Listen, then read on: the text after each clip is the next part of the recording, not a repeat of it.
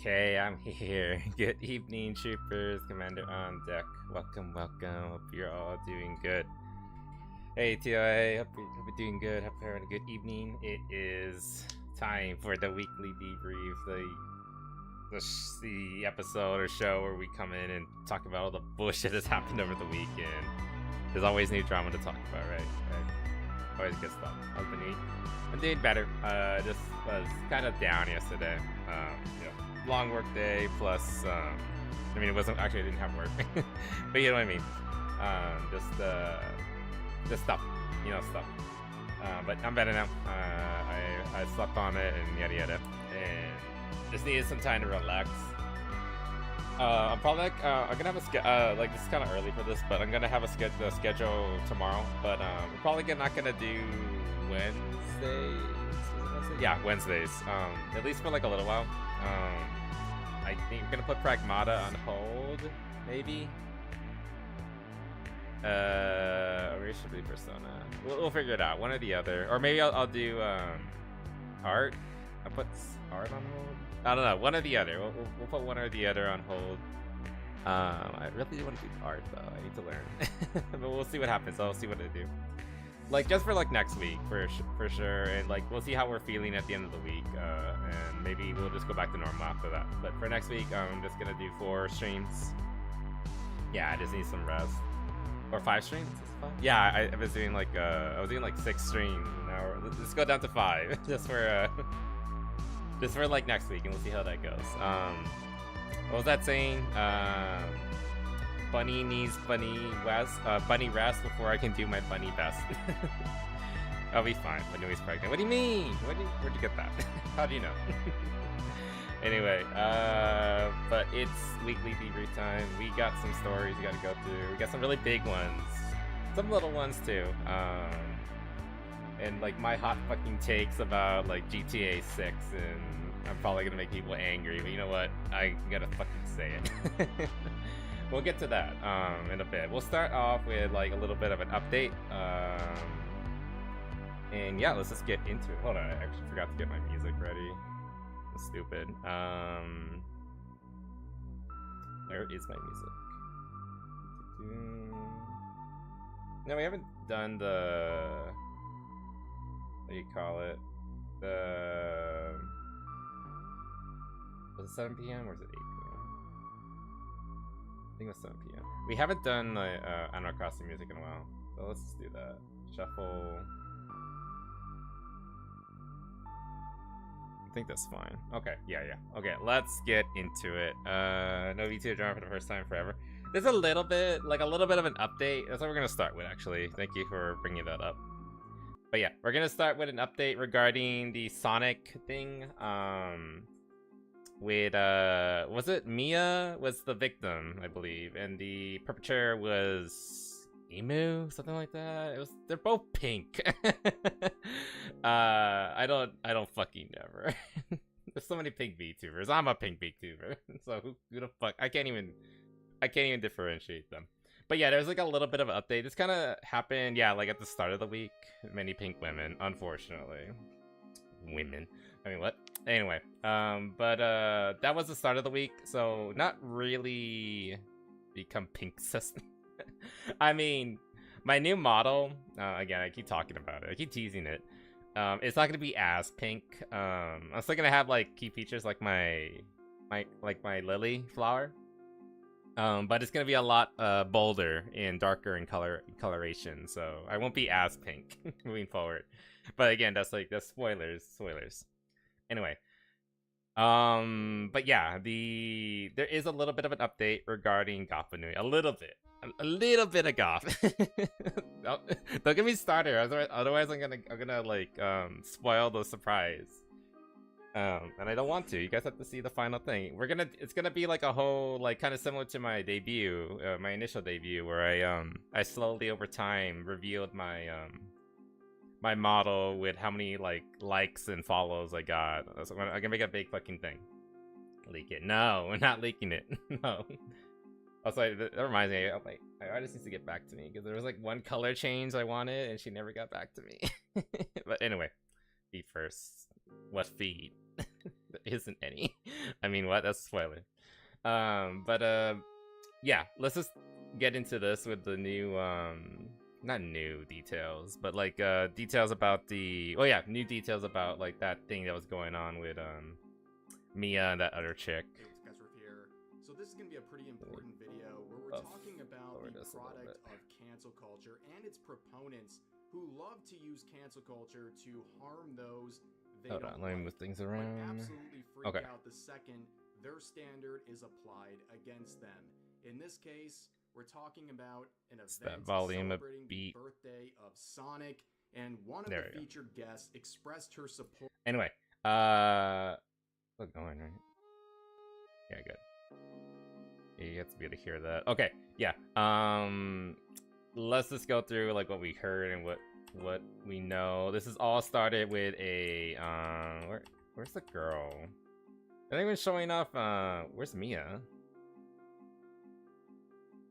If she's here, Emmy. Is that Emmy? Oh my god! Of course, if somebody would hit the shop. Where is Mia? There has to be a bit of a thing. Anyway, okay, let's just get through it. Standard is applied. Hey Templar, welcome. Hope you're doing good. Good evening. We're getting into the VTuber drama of the week, which is kind of small. It's just like a small update of what happened last time. I'll just tell you. Okay, so what basically happened last week is there was a Sonic. This thing already passed, right? Yeah, June 23rd. There was a Sonic the Hedgehog charity event, and one VTuber. I try to find a picture of her or anything like that. Was like really excited to potentially be involved with it, but a bunch of like people and a bunch of other streamers, in particular this chick, this Emsberry, that's how you say it? Okay, yeah. Got that VTuber, Mia, the other VTuber. You want to pick? Nah, it's fine. Like you have to like know the basics. I mean, we could probably go back to like always crash out in gamer as well. Oh, that's an update to that. Oh no, we're gonna have to put that there. Okay, we might go over that. But yeah, this chick got another VTuber women. Yeah, I know, right? It's women being women. Doing decent. How's my favorite Femboy Benui? I'm doing good. Just chatting things up and getting lost because I don't know what the hell I'm talking about. Her account's still locked. Anyway, this chick was starting shit. She got another VTuber canceled, and so that she didn't partake in this event. Suggestions. Alright, that's spoilers. Yeah. Oh my god. What the fuck? I never see it. I never seen her model. I just saw her face. That's I get it. That's Mia. I've only seen her face and like in her eyes on her banner. What the fuck? Is that real? This isn't real. This is fake. Why are there so many VTubers with like hyper tits and shit? I know like 3 now. Not personally. I know 1 personally, but Booba Supreme. I mean, I like the model. I mean, look, listen. I like boobs, but there's a limit. There's such thing as too much of a good thing, and I think we're kind of pushing it in that direction with this.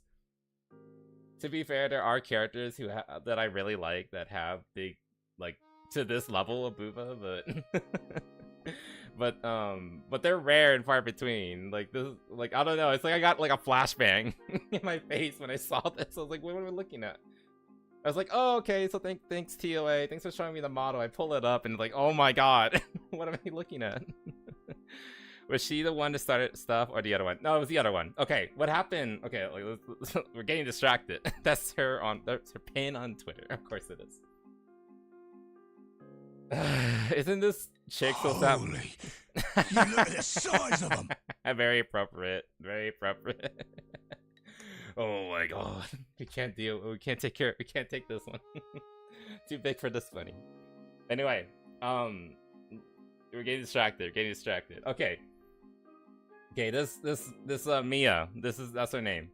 She is a very she's a small-ish VTuber. She's bigger than me, but she's not like super popular. I think she has like 10K on Twitter or something like that. She signed up for a program with Sega to do like sponsorships and talk about games and upcoming events and yada yada. And she was gonna partake in a particular event coming up that happened actually like a few days ago, on the 23rd. Yeah, last Tuesday. Oh god. A charity event with partnered with St. Jude's Hospital. You know, cancer treatment for children, yada yada. You know, good cause, right? She wanted to partake in it because, you know, good cause, as well as like it was a Sonic theme event, and she loves Sonic and Sonic characters. She's a big Sonic fan. Great, awesome. She signed up, she got into the thing, and they let her in. Also, hey Kurakami, I'm sorry, like we're looking at like fucking watermelons on stream. Hope you enjoy, but welcome. You said I got distracted. Okay, there's an event with Sonic. She signed up for it. They said, sure, come on board. She was really excited for it. They were letting her in on it, and then, and like, I think like a week prior, or a week before the event happened, they contact her and tell her, I'm sorry, I'm not gonna repeat it again. I'm sorry, John Templar. She has the Sonicism, yeah. Many such cases.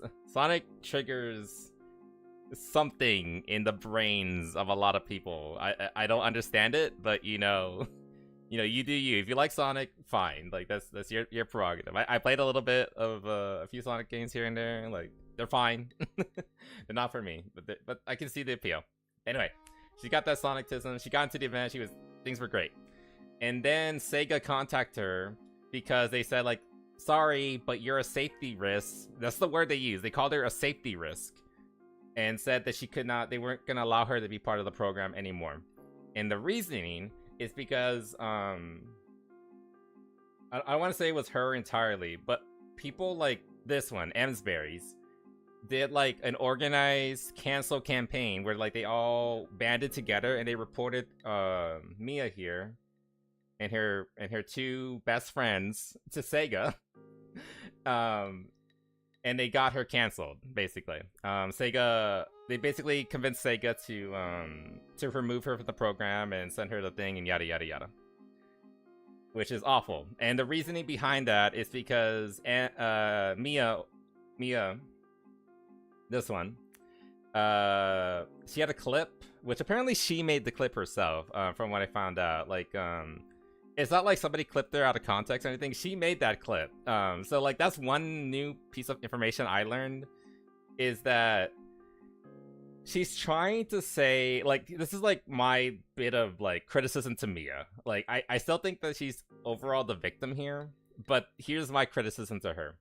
She made it sound like she didn't start this or was trying to like get anything involved or blah blah blah.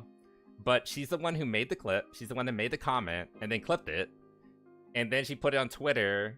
And then that's where people picked it up. And that's where it got circulated and yada yada. So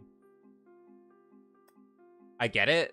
Like, you should be able to say what you believe in. And then not lose like sponsorships and things like that for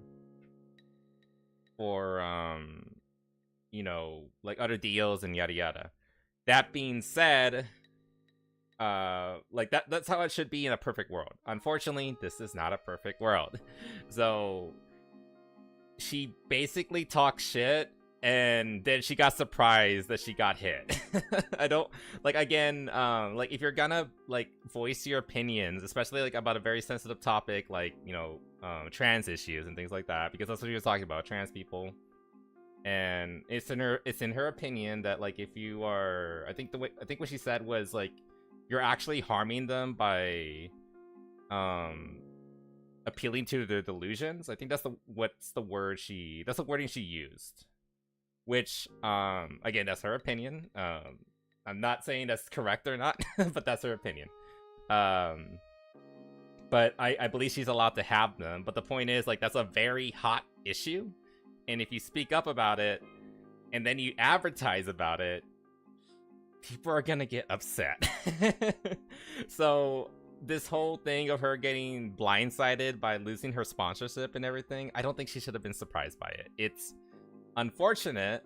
She should be able to say what she believes in, and then not labeled anything. Like they turned it into like, oh, she's a safety concern. Like, no, she just has misgivings about trans people and what they're doing and yada yada yada, which is like, you know, that's an okay opinion to have. It's not like she went and said, oh, we need to go round him up and, you know, take him out back or anything like that. No, she did not say that. She just said that, if anything, her opinion came from a place of empathy.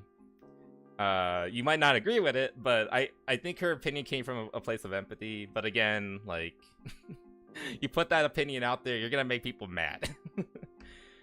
So like, that's one correction I want to add on to all this mess, is that, like, it's not like M's here. This is the perpetrator went and found her stream, saw that, got offended, and then clipped it. No, Mia's the one who put it out there. So yeah, like, again, we do not live in a perfect world. She shouldn't be that surprised that it ended up like that. And I said it before, like talking about Sonic, like racing Crossroads, but that's it. I heard Crossroads racing is really good, so like I can understand getting into that. Like, it's better than Mario Kart, the new Mario Kart, so understandable. Definitely mass report. Companies don't care about that stuff. Well, apparently they do. Well, or at least the marketing teams do. Because when they mass reported her, they were pretty swift to respond. They completely they shut her down, like, instantly, like within, like, I don't know, like 48 hours or so after the mass reporting started. And that's where the problem lies. Ems isn't like the one main perpetrator, but she's one of the big ones that was like leading this cancellation campaign. And Ems is a particular funny case because she is a pretty big example of, like, you know, calling for, like, the death of, like, Donald Trump and also his supporters and yada yada. She has actively encouraged or implied death upon people. Like that, like I said earlier, you might not agree with Mia, but she never said we should go harm people or implied that. Ems, this pink little thing, did. Yet she still has her sponsorship. She still partook in that in this charity thing. And there was tons of people going to bat for her, excusing her. And if somebody brought up, like, the reasoning behind it, they would often get banned immediately. Like, oh, like, what about this? Like, you know, a reasonable question. Like, these sort of people hate reasonable questions. Because, like, once you start asking questions, then their argument, quotations, starts falling apart. Like, again, like, if you ever have an argument with somebody, just ask questions. They will either basically admit that they're wrong, or they'll shut down and you basically win by default. Ask questions. Like, that's like one of the best things you can do to, like, to prove, if you know that you're correct in a position, just ask your opponent questions. They will usually deconstruct themselves. Anyway, but did Sega drop her for the clip on the mass report campaign though? No, that's the issue that we're getting into. Like, this chick, as far as I'm aware, she's still partaking in the event, and there was like tons of people coming to bat for her.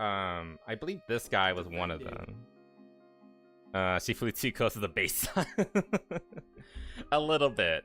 And, like, unfortunately, when it comes to that kind of stuff, like, you either need to, like, just, like, suck it up and admit that you're not gonna be, like, I acknowledged, like, a long time ago that I was never gonna be, like, a guy who gets sponsorships or anything. Like, maybe for, like, smaller indie titles, I might get a sponsorship someday. But, I'm okay with that. I'm not getting sponsorships, because that lets me be honest. And I've already gone over this. Like, you know, like, somebody who has a sponsorship will never be able to give you their 100% honest opinion. Whereas if I have to pay something for something, I'm gonna tell you immediately if I don't like it or something's wrong with it. It's less of like I have base opinions. It's more of I'm honest about whether I like a product or not, and that's what sponsorships do not want. Like, I'll tell you, like, say if there was this event, like if the Sonic event, like I'll tell you if I think the Sonic game is shit. I will tell you to your face. It open up, and they don't want that. They want me to, like, at the very least, like, you know, soften the blow, but I would never do that. So that's why, like, I'm actually glad I don't have sponsorships or like partner with any gains or anything like that. Like, the only gains, like, I can give like 100% like, you know, clean thing bills of health, or what would probably be like FromSoft games, like, that are being released like currently. Can't argue with Swedes and Danes anymore without making an American mad. What do you mean? What does that do? It's all just PR. Yeah, M's BMI check.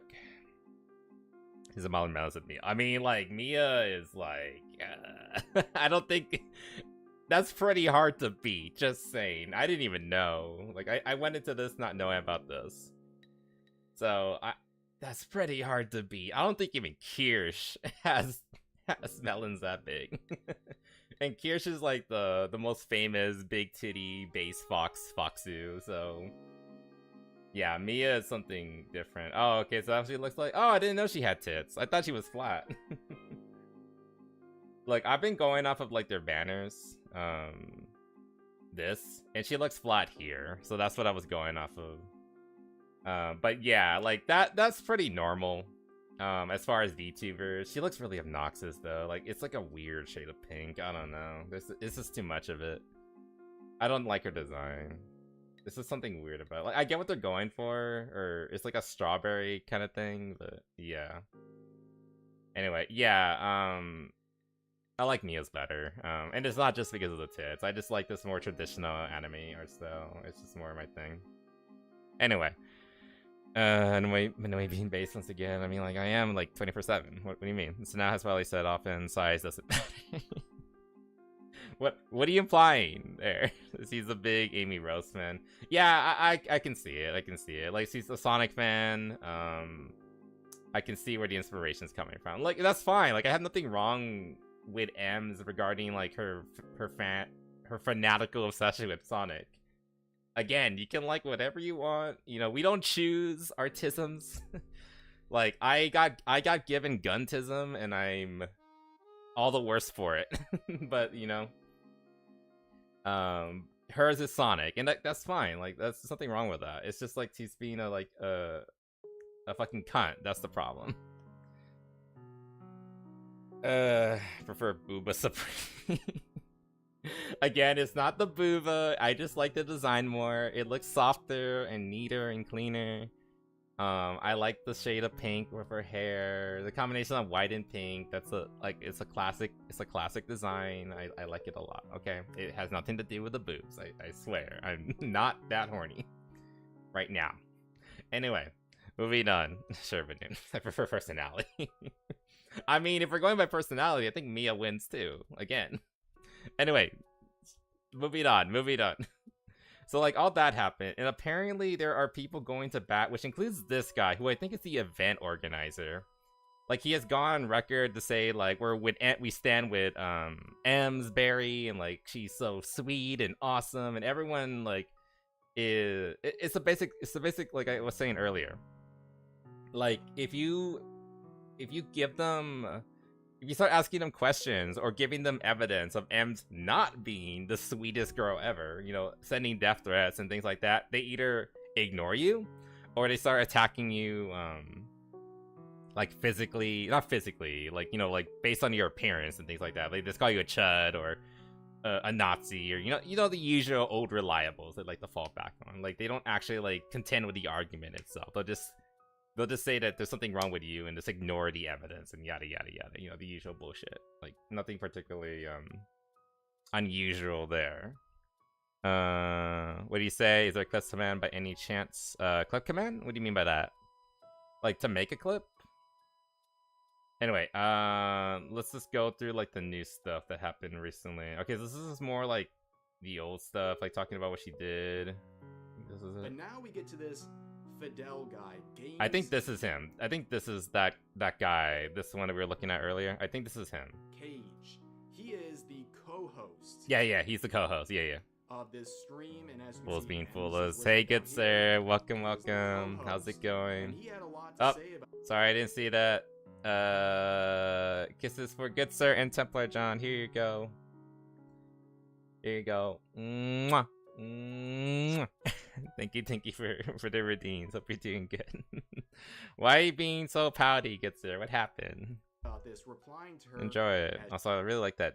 I really like that emoji. What is that from? What's it called? Atari. Oh, Atari Boom. That's a good one. Oh, it's a Coca-Cola. That's a good. That's really good. She is private. Damn it! I need more. I need. Actually, I should really put some like animated Twitch emotes because I'm pretty sure I don't have any of them like on my channel yet, and I think I should have like 1 or 2 available, which is a lot. So I'll look into that later. Gets tough and losers. Ready boosted. Good. Are always gonna try to make some noise. Fuck ass noise. Come on, dude. Say the fucking words. I get that you can't because he's a popular VTuber and on YouTube, so you can't talk. You can't say the funny words. You can't say the funny gamer words, but I'll do it. But still, it's just this is so frustrating. Like we need to go back to a time where we can just say whatever we want on YouTube.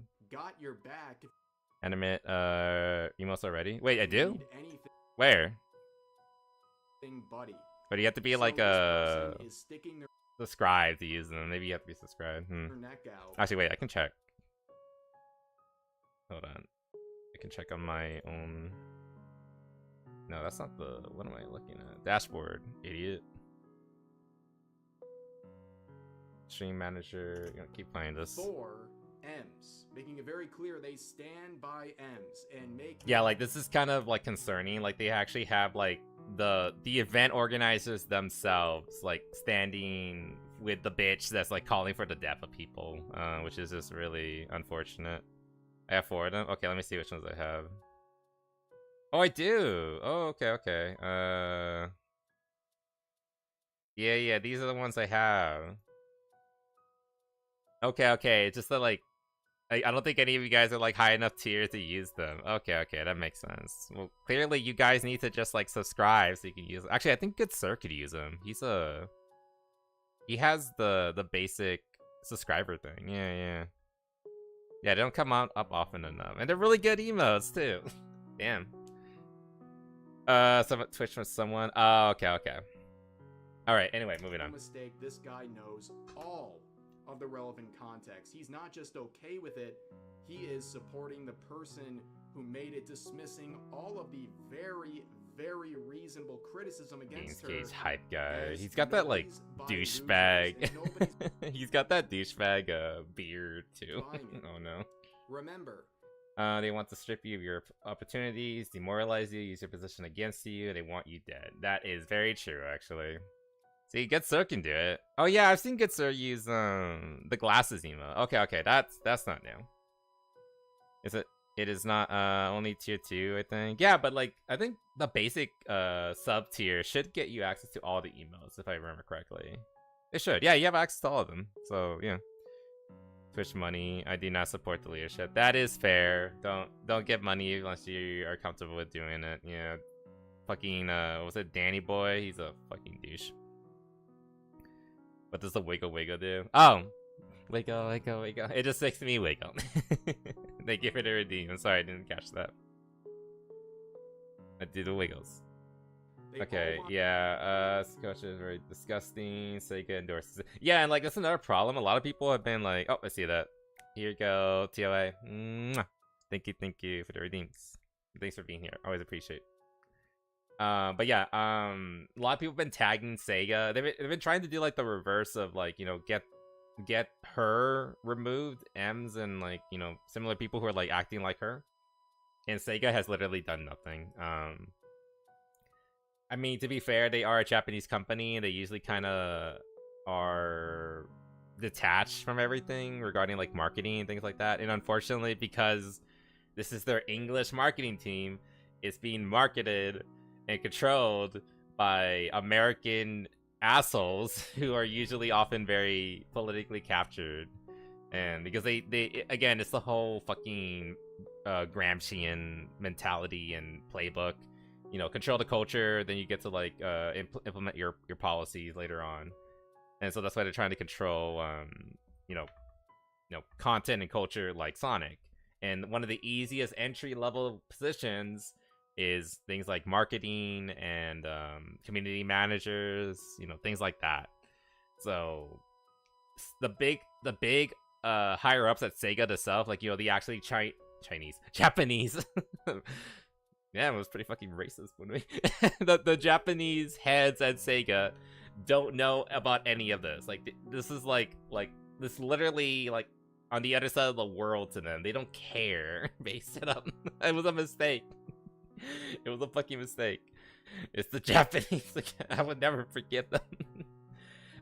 But again, like, it's not their fault technically, but the point of the matter is, like, they're leaving like these decisions in the hands of, like, you know, ideologically captured morons and bad faith actors, basically. Not do the wake. I did it. I'm doing it right now. Look, you saw me do the wake up. Look, I gave you another one for free. I have heard the Sonic nerds that the Sega team is very left-leaning. Yes, exactly. Like, a lot of like marketing teams are that way. Like, we had that same problem with Helldivers, you know, until they fired a good chunk of them. I don't know how bad the Helldiver marketing community is these days. Really, the problem with Helldivers is less that they're left-leaning and more that they don't communicate the issues or they lie about issues with the game, things like that. So it's like it's a complete different problem. It's not political, it's just moronic. Well, moronic, and also missing or different ideas about what the game should be when it's clearly not designed to be a military sim. That's a completely different conversation. We're getting off topic. What do you pay for? You fucking, how dare you, Templar? How dare you manipulate me like that?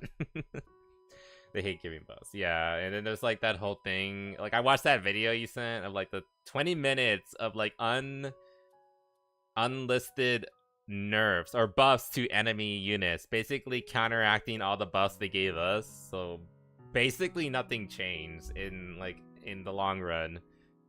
I fucking hate Helldiver. I fucking hate Arrowhead. Like, I love Helldivers, but I hate Arrowhead. I fucking hate Arrowhead at this point.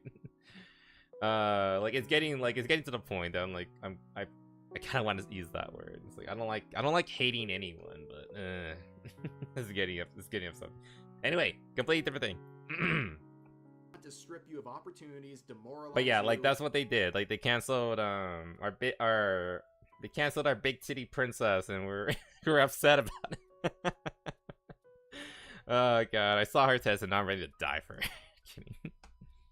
Anyway, but yeah, but the same sort of like people are trying to call out and point out that this chick has actually done some actually heinous things and called for the death of actual people. She's way more deserving of being removed from the program and canceled and yada yada, but no, nothing has happened. She, as far as I'm aware, she did partake in the event, and she was never removed or anything. She gets to keep doing this bullshit. You know, have her cake and eat it too, basically, which is really frustrating. Good job, chat. We have almost made Banui tangent for an hour. Fuck you guys. It's not that hard to do. Like, I'm a water hose. If you get me going, I won't shut up. On stream and made attention sure for longer. We'll dismiss go ahead and all try. the people calling out her. Anyway, the game skag hosting Sonic Hedgehogs. Called 1,000 people fucking losers. Oh yeah, it was that guy. Hypocrisy as a bunch of losers. Ebsberry, 5,000 heart emojis. I know. The mods get... Yeah, I thought he was like a VTuber too, but no, he's like a human. He's a human. He's like a flesh tuber or flesh streamer. Yada yada. Lily is bad, it should be illegal. That's bait. You know, you don't believe that, good sir. Don't fucking try me. Don't try me. Sonic, guys, I need everyone to give Ebsberry 5,000 heart emojis. Okay, yeah. Said So all that these guy, things. he's an organizer of the event itself, and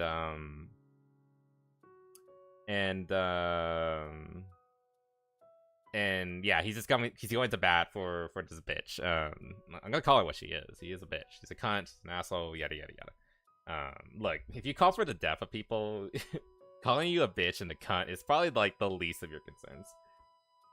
You deserve not worse. Actually, yeah, you do deserve worse. But in the case of like, you shouldn't get sponsorships and things like that. Like, I don't wish harm upon her, but this bitch does not deserve opportunities for like legitimately wishing death upon people. Like that's going way too fucking far. Anyway, skateboard Marshall. And specifically referenced it. He's just but yeah, like this is another. I think we mentioned this guy the other day.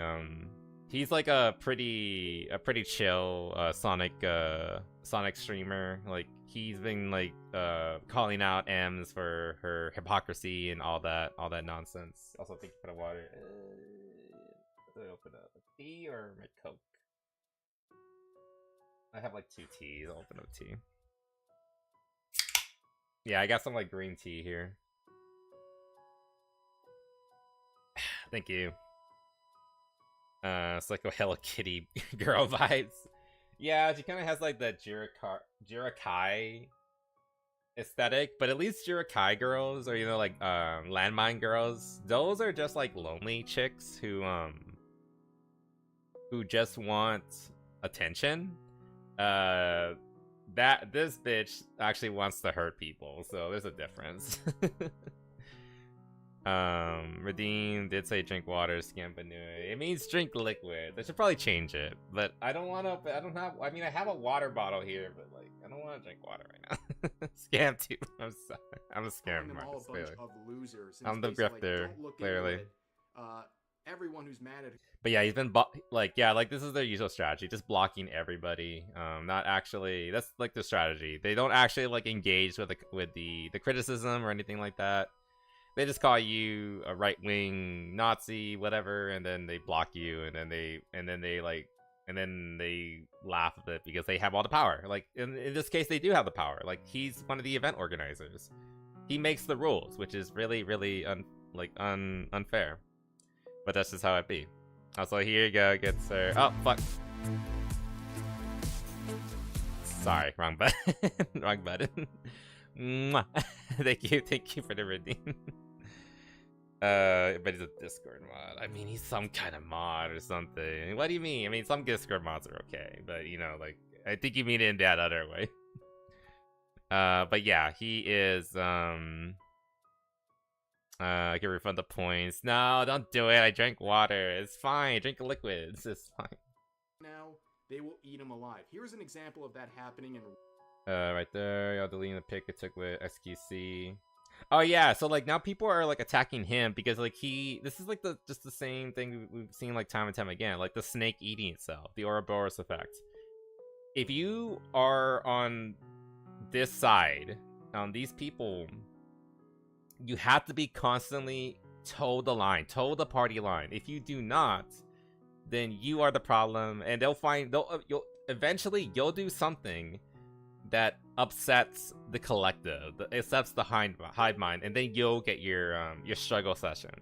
And here's just an example of that. This is like last year. I don't know much about SQC, but apparently a lot of people hate him. He's like a fighting game player or something like that. Something like that. Listen, but doing good. Drinking soda counts, okay? I'll change it to liquid later.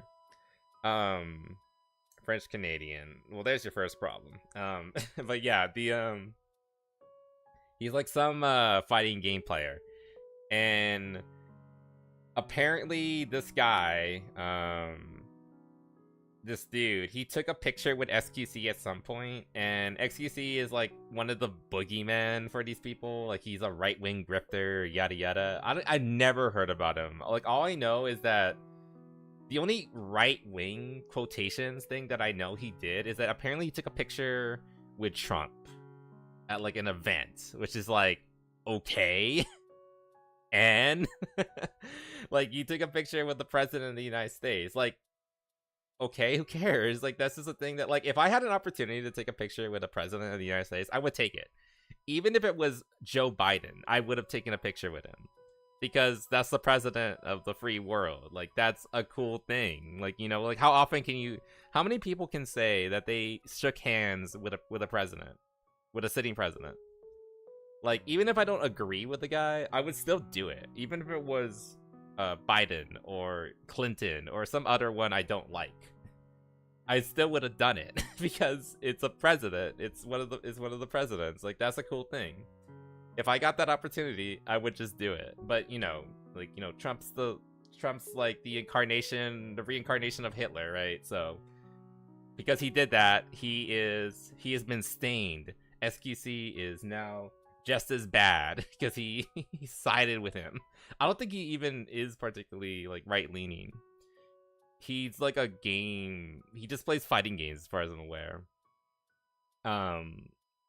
And so... But he has the taint on him. And so this guy, he took a picture with him as well at like some other event, like they were just like hanging out. They weren't even hanging out. They were just like this posed for a picture together. And so that spreads the taint onto him. Now he's dirty and unclean, and he needs to go through his struggle session to cleanse him of his sin for daring to be next to a guy who stood next to to Trump at some point in time. Like, that's just like, that's how like puritanical and like tyrannical these people are. If you step out of line even a tiny little bit, you need to condone for your sins, basically. It like, I'm using these terms of like religious symbolism, purification, sins, and all that, but that's basically what it is. They are religious zealots, but their faith is their political ideologies. It's just faith of a different kind, and they're just as bad as any Inquisition you might have. The only difference is that they just don't have as much power as, like, you know, the Spanish Inquisition had at one point. They want that power, and they would use it. Remember, they would go up to and include killing people if they could get away with it. Even when they can't get away with it, they'll push for that. But again, this is like show how crazy these people are. Brent Cat would never steal our lilies. I'll drink water. Do I really have to drink water for you guys? Here, I'm drinking water. There. Tasty water. You guys are so picky. Was the event held by Aiden Ross, that kick guy? I don't know who that is. I don't know who these people are. I just know that, like, it's like guilt by association, which is just so stupid. I met a prime minister. That does not mean I support him at all. Yeah, like, it doesn't matter. Like, if it's just like meeting somebody, and like, I can meet with somebody I don't like and be like, or like disagree with. It doesn't mean just because I pose with a picture with a guy doesn't mean I like him or I agree with his political ideology or anything like that. It was just a picture in the moment or whatever. Like I said, like, if I had the opportunity to shake even Joe Biden's hand, I would have done it because that's the president. And, like, you know, how often can you say, like, you know, how many people can say they shook the hand of a president, of a sitting president? So it's an opportunity. Like, why would you not take that? Anyway, the one where they gave Trump a Cybertruck with a Trump flag pic wrapped on it. What the fuck? It's a Trump flag? I didn't know that. That's kind of funny. But yeah, I can see him owning a Cybertruck. I doubt he drives it, but I mean, I doubt he drives at all. But, you know, I can believe he owns at least one. Open borders, but want safe spaces, want anarchy. But if you step on a line, you're free game. Basically, like, it's a it's a group of contradictions. Like, these sort of people are just like walking contradictions. You know, this is how they go. Bill Maher ate dinner with Trump, but guy is still super left-leaning. Yeah, like, why can he get away with that? Why hasn't Bill Maher been crucified for daring to sit at the table? Like, what's that line that they often use? If there is a table if there's a table with 10 people and one of them is a Nazi, then there are 10 Nazis sitting at that table. By that logic, Bill Maher is a Nazi. Because, like Trump's a Nazi, right? According to these people. So So like, why can he get away with it, but this XQC guy can't? I guess it's just clout, right? You know, that sort of thing. Or maybe like Belmar's gone through he got his lumps and he repledged his allegiance to the rainbow flag or something, and then they're like, fine, we'll let you back in for now or something like that. I don't know. It's always like, so again, like there's so many buzzwords we can use, selective outrage and yada yada yada. I would eat ice cream with Sleepy Joe. I would too, so I can take his ice cream when he falls asleep. Like, yeah, more ice cream. Sure, why not? Oh, it was the assassination flag. Oh, okay. Yeah, that flag's famous now. Like, I imagine that flag is gonna be like put up in eventually in Trump's what do you fucking call it? Presidential library. It's probably gonna be put up there. It's gonna have like a like that's probably gonna be like the most like the centerpiece of his library. It's gonna be that assassination attempt because like that's pretty much what won him the election. Let's be real. Anyway, we're getting off topic. But the point is, like, that's why they hate this XQC guy, because like he shook Trump's hand one time, like 4 years ago or something like that.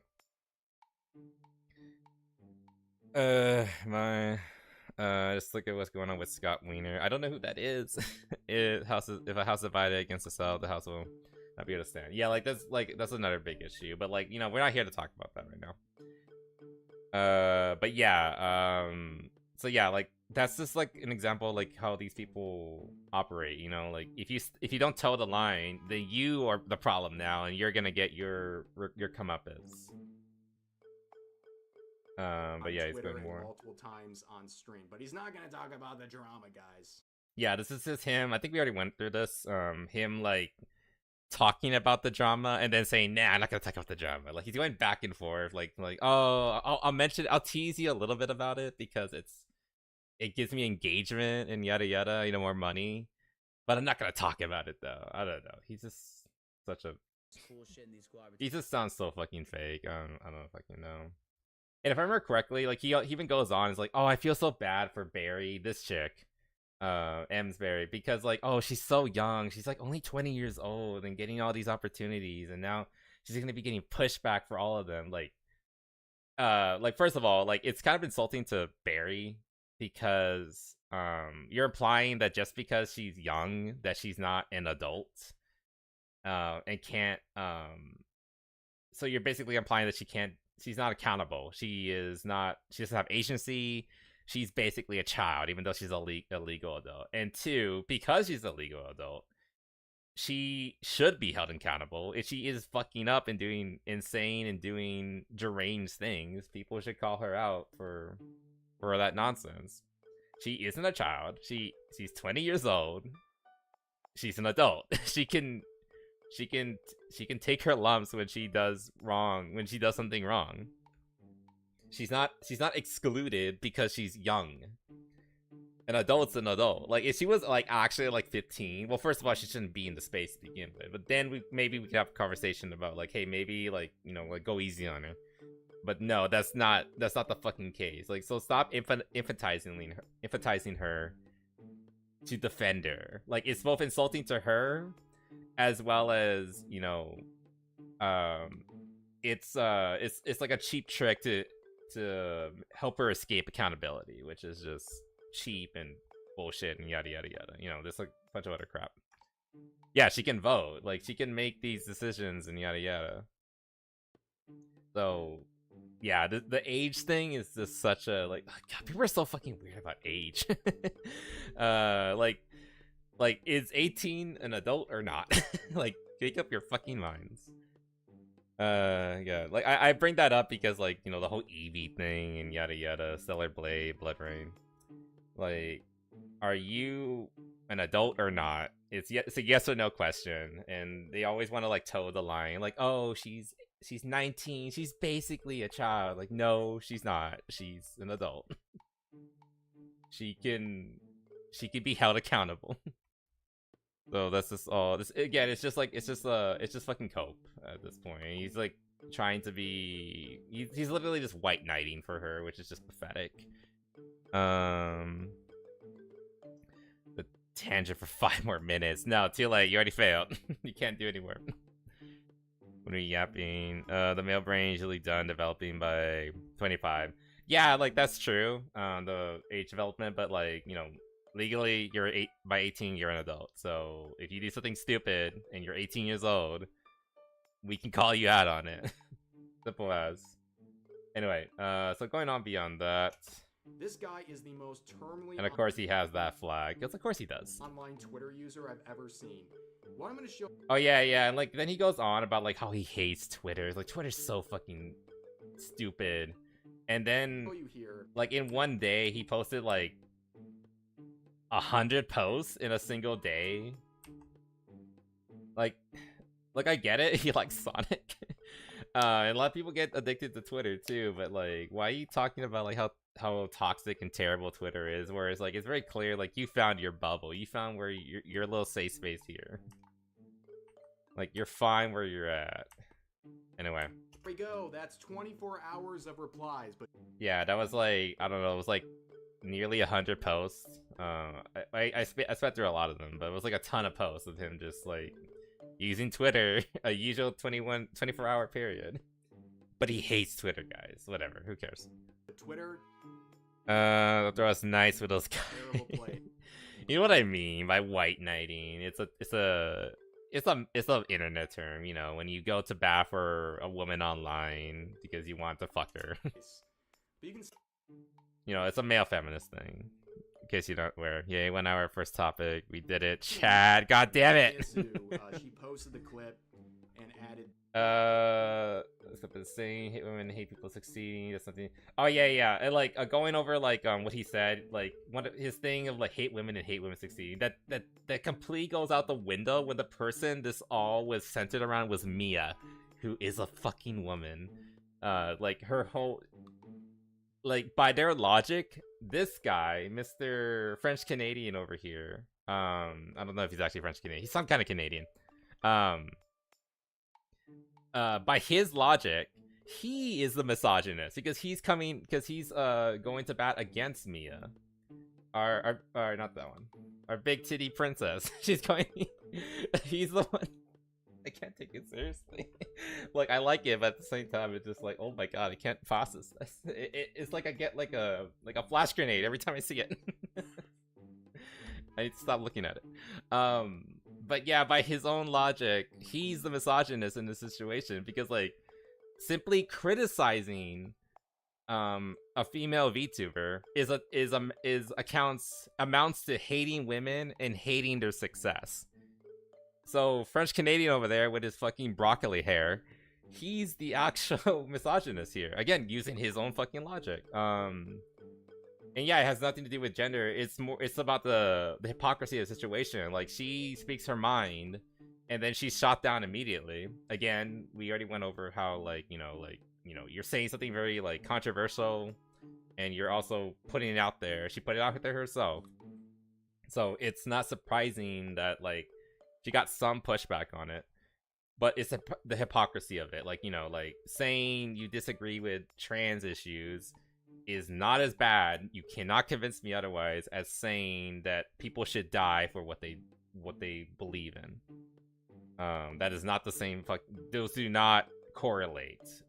Her comments were vanilla as fuck compared to the shit that came out of this bitch's mouth. It's not the same. There's clear hypocrisy and preference going on here, and it's not okay. It's not a gender thing. It's a hypocrisy thing. It's if you have the correct opinions, you will be elevated and celebrated and rewarded. If you don't have the correct opinions, you will be shot down, canceled, and ruined. That's what we're talking about here. But, like, this fucker will never acknowledge that. Like, he will either ignore it or pretend that, or apply false labels like, oh, this is clearly about hating women, and he'll do every tactic in the book except acknowledge the actual issue, because to do so would be counterintuitive to his narrative. Runs that one woman that to protest against Elon buying Twitter by selling her Tesla, buying a Volkswagen, and kept using Twitter.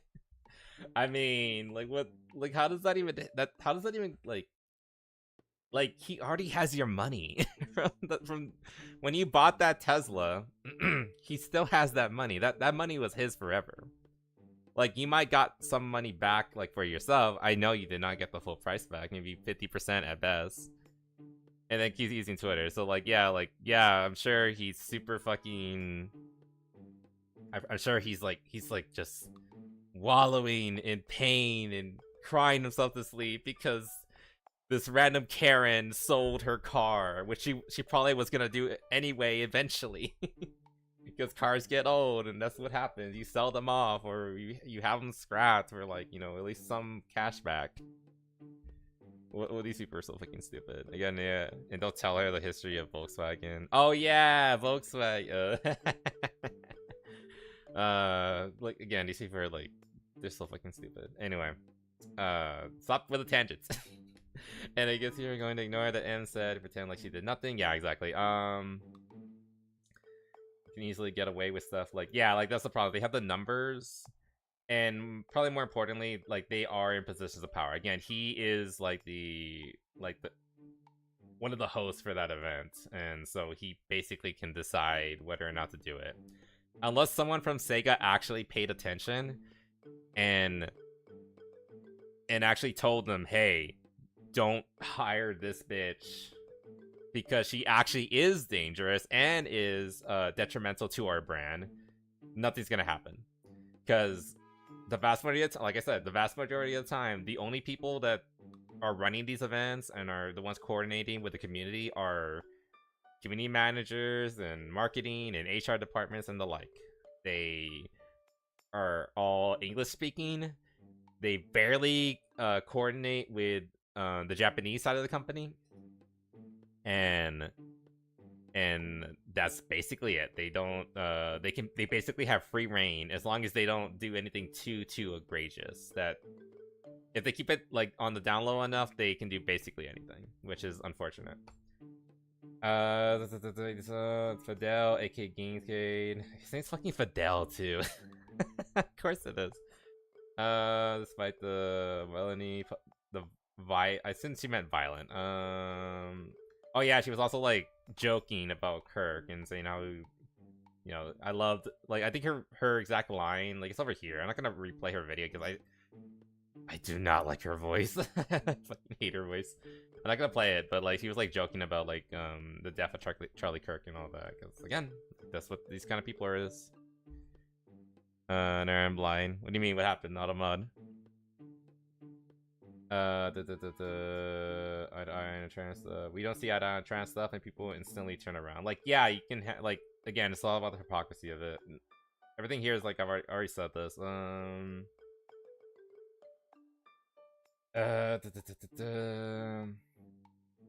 I do appreciate this. Like, she's saying, like, criticize her, but do not harass her. Like, there is a difference. And, like, there is a difference. Like, as much as I'm being mean to Ems, and I will call her every fucking name in the book because it's my fucking show, and I will call a cunt when I see it. That being said, don't go harassing her. Don't tag her on Twitter. I haven't done that. I'm never going to do that. I have no interest of interacting with this person at all. She's vile. I think the best thing I can do is like draw awareness to her volatility and how awful a person she is. Like, yelling at her directly is not going to do anything. So, like, you know, point her out, criticize her, but don't go harassing these people. Leave them alone. If there's any good in the world, they will get their karma eventually. It's like Ren Wizard. Oh, is that what you said? God damn it. Yeah, I get it. I have a meme for this. You do? What is it? Is it in the meme chat? But I do appreciate that, our big titty princess. I'm gonna call her that for now. Mia. I do appreciate that Mia, said that. Okay, let me see. This better not be too lewd. Oh god, I'm scared. Is this it? Or is that it? What time is it? 9, 10. What is this? Oh, you know what you are? You're Canadian.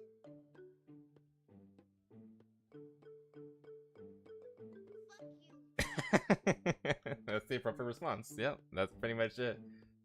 Reminds me of that other meme. I think it was like some guy in his car. He's like, you're Chinese, and then, you know, the same basic idea. Okay,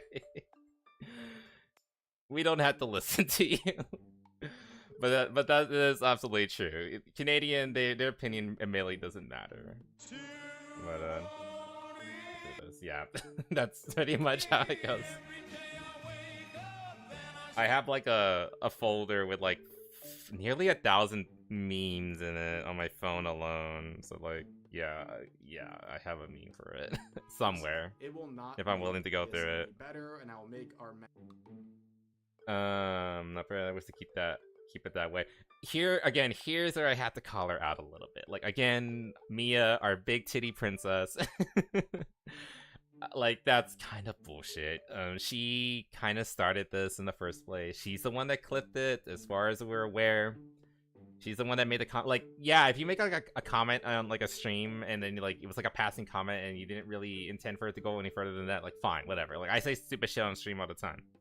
And, you know, somebody's eventually gonna go through it and, like, you know, report me to the FBI or something. I don't know. But if it's like something like you yourself clipped, and then you put it on your Twitter feed, on your Twitter, and then you claim, oh, I'm not political. No, honey, you are political, and you're deliberately, you're literally going into a pool full of sharks and then being surprised that the sharks are attacking you.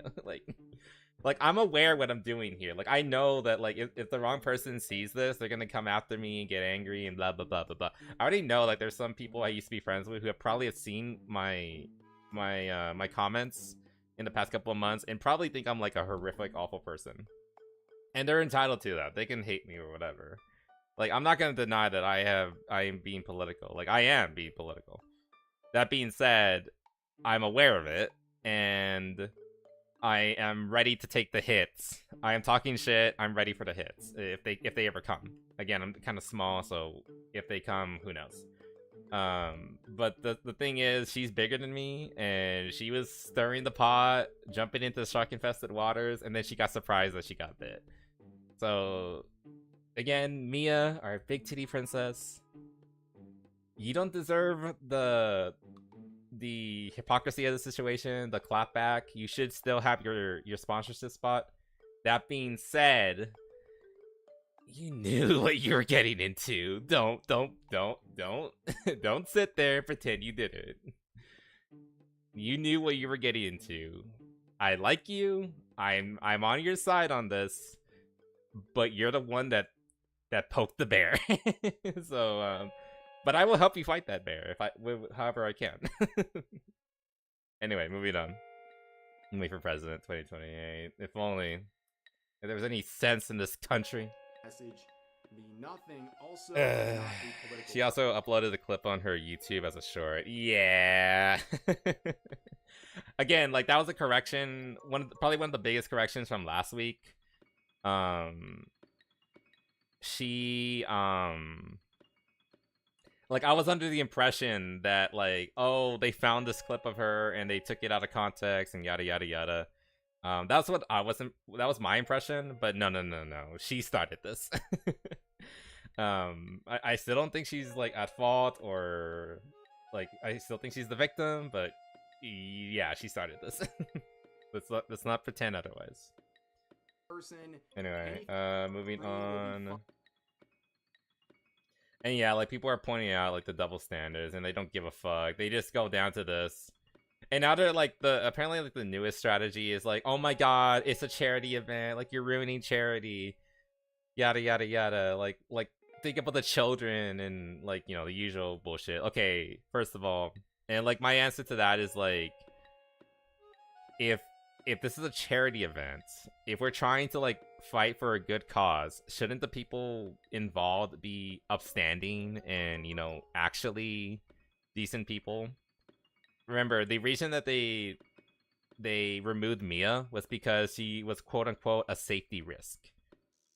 and they still have another person on the team who actually wishes death upon people. Now that, in my humble, I guess incredibly uninformed, uneducated opinion, is an actual safety risk. Somebody who wants to kill people or wishes death upon people because of their political opinions.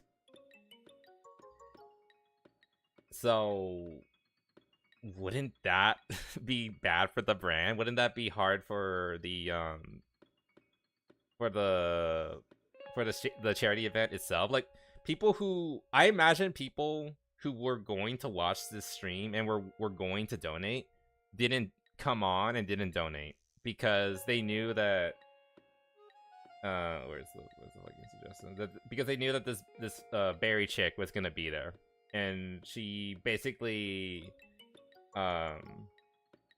pulled all this stuff and got no pushback or punishment for it. Like, that puts a bad taste in people's mouth, and then that makes them not want to support you and the event anymore. Like, St. Jude's always gonna have another charity event. Like, it's St. Jude. Like, I don't have to watch a Sonic event to donate to them. I can literally just go to their website and donate myself. So, like, using it as like a shield, like, oh, it's for charity and you're defending a Nazi for the sake of and ruining a charity, blah blah blah blah blah. Which is this is bullshit. It's just for cope, basically. It's sad. It's sad, pathetic cope. So, like, don't listen to that either. Again, where people like coming to Barry's, again, unfortunately, there's a lot of people like coming to the defense of this bitch. Again, Savvy's like throwing all the shade, calling out Sega, who have done nothing. They all share the same views. Assassination enthusiasts. I wonder if they echo his sentiment or would take a stand against political. Yeah, so the Sega approve of this. Like, that's a good point. You want people with different views to show up. Yeah, like Savvy's like going to town. Like, again, it's like a few days ago, like nearly a week ago. Just like, again, it's all just a small update. An hour of our stream. So, but basically, unfortunately, M's Barry is, well, as far as I'm aware, she did partake in the event, and as far as I'm aware, she's still part of the Sega sponsorship program, which is just unfortunate. Small update. Well, no. I hate everything. But yeah, so again, like, we'll see how this is going next week. Again, if there's any justice, she'll eventually be removed. Ideally, they would bring Mia back in, but I don't know about that. We'll see what happens. Oh yeah, okay, you want to go on to GTA? Fine, we'll talk about GTA. What's this again? Oh, the Femboy thing. We'll talk about that in a bit. What do we get to? There's so many things to talk about. Okay, let's get to the GTA thing. Let's get to the GTA thing. Movie Supreme. Okay, alright, moving on. Okay. So, Boo's scary. Oh my god, I'm so scared. Hey, Was Hater, welcome. Hope we didn't get tonight. We were talking about Vtuber drama, and now we're getting to GTA 6 drama. Alright, before we get into this, let me give my public statement. And give you, like, my, Femboy thing. We'll get to that. We'll do that after this. We're gonna only do like 30 minutes at most on GTA. I'm saying it right now. We'll see if I can stick to that. Look, I doubt to. I am pressing X too. Okay, here's my statement first. Look, if you really like the GTA series and you're really excited for Grand Theft Auto 6, power to you. Go play it. Go buy it. I hope you enjoy it. I hope you have like the best time of your life playing that game, and I hope it's everything you hope it will be and more. It is your time. It is your money. You do with it what you will. I cannot tell you what you should and should not do. That being said, Grand Theft Auto 6 is one of the most overhyped, overblown bullshit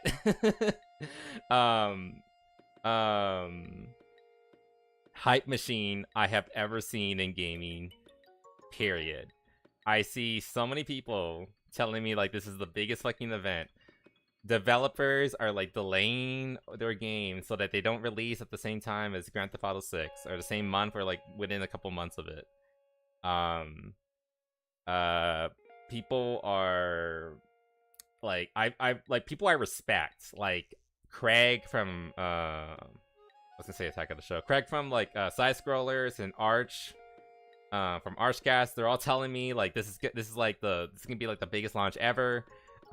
It's gonna be I've heard like game of the decade and similar things like that. It's like, and I just don't fucking buy into it.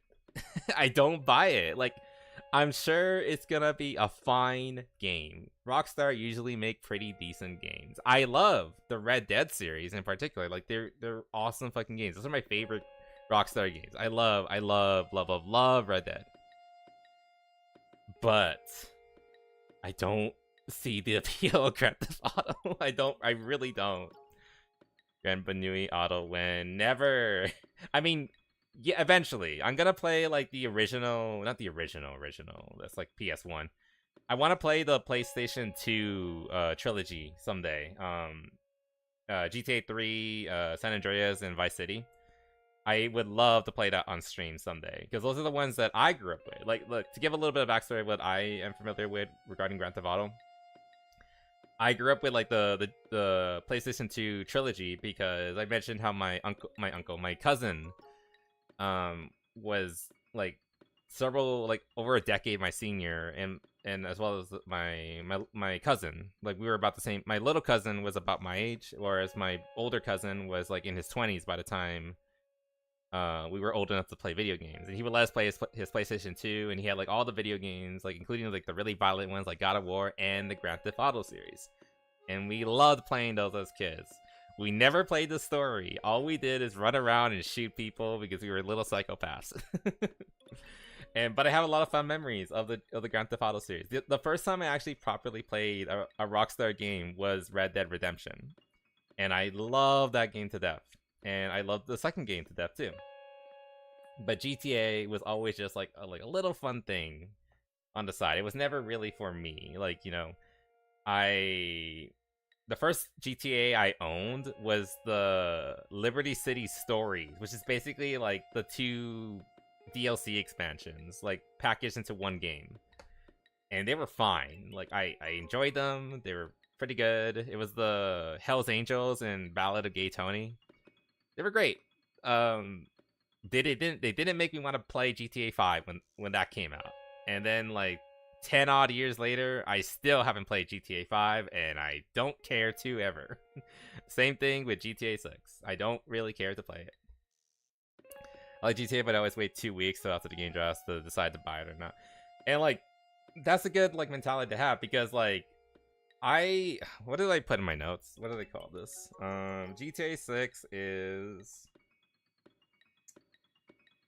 Where is it? GTA 6 and this massive masochistic audience. And that's really like kind of the best way to put it. This has been a test in how much abuse the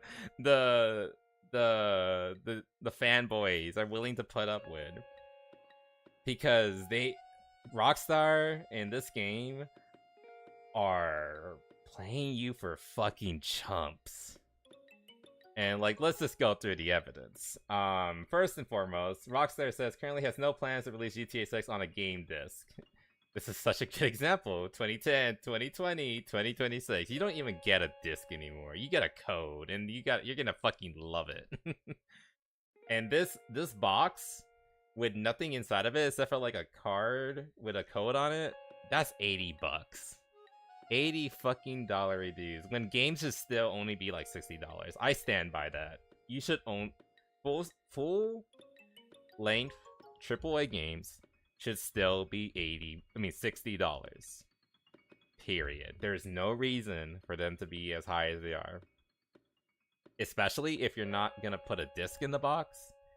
Especially if you're gonna, especially when you're already gonna make millions or maybe even $1 billion off this damn stupid game.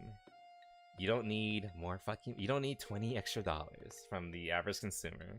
Fuck you. the video game industry is probably the largest commercial / entertainment industry in the world. Like I think it already has eclipsed movies. You don't need more money. And this isn't like RAM or anything where like we're limited on stocks. No. It's a basically infinitely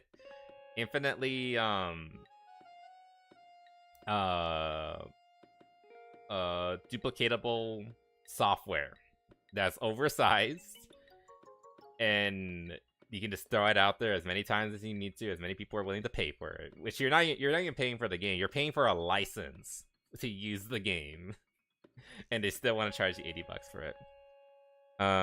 It's just a horse number, like I said. Like that was patient zero. You guys get boxes.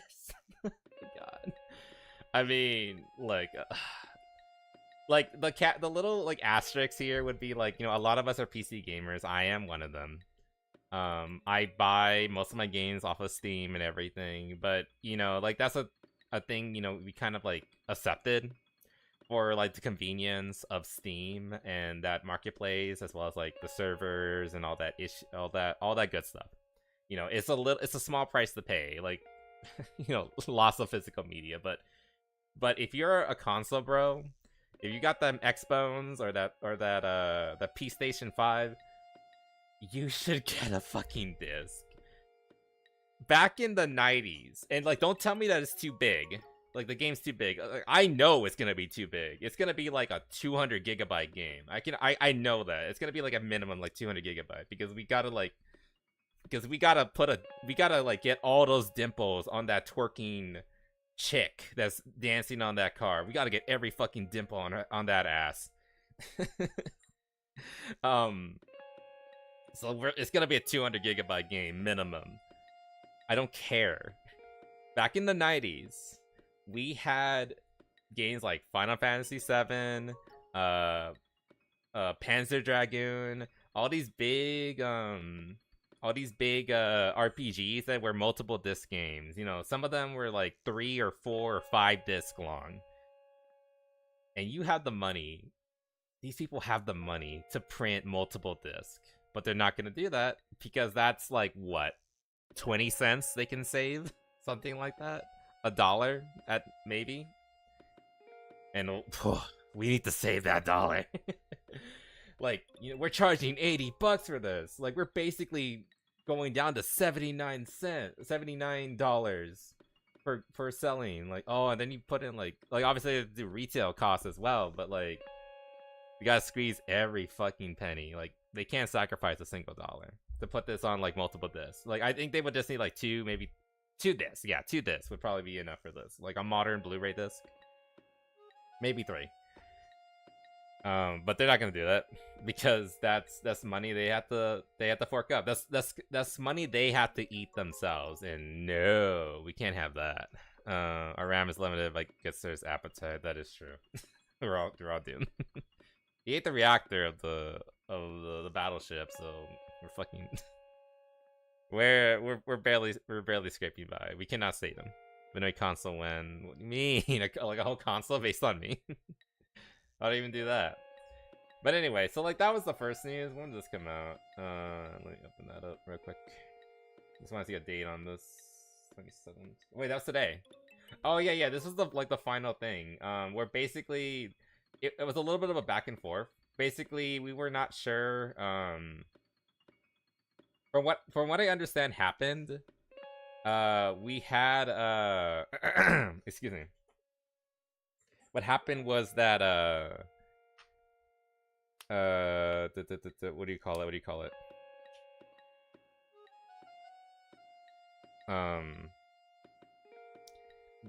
They were saying that like, oh no, we're gonna eventually release a physical copy in the future.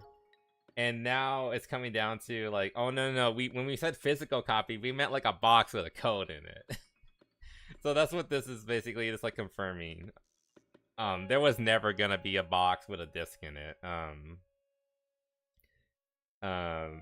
Physical copies was always gonna just be a box and a code. That's your physical copy. So like that's the first big slap, and that's like what was learned about today. People will spend $100 on GTA, but still won't buy an app on App Stores for 99 cents. Slow. I know, right? It's like what people value.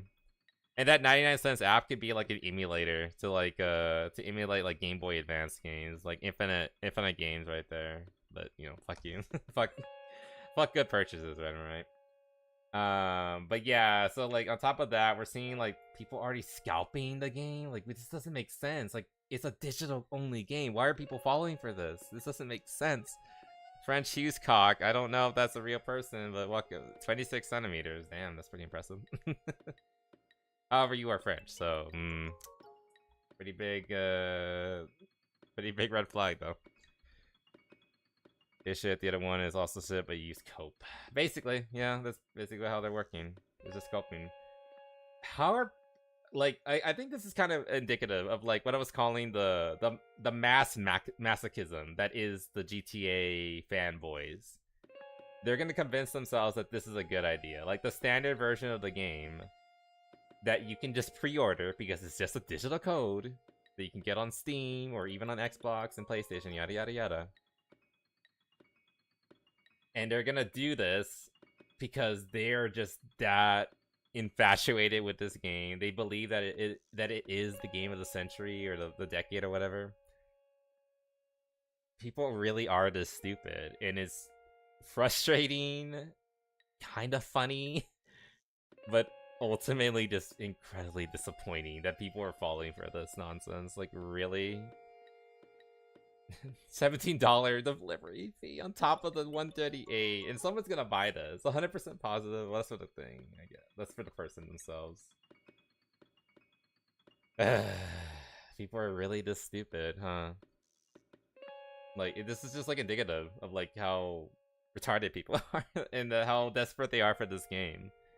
Like, don't get me wrong, like, despite like all my boasting and everything like that, this game is gonna make a lot of money.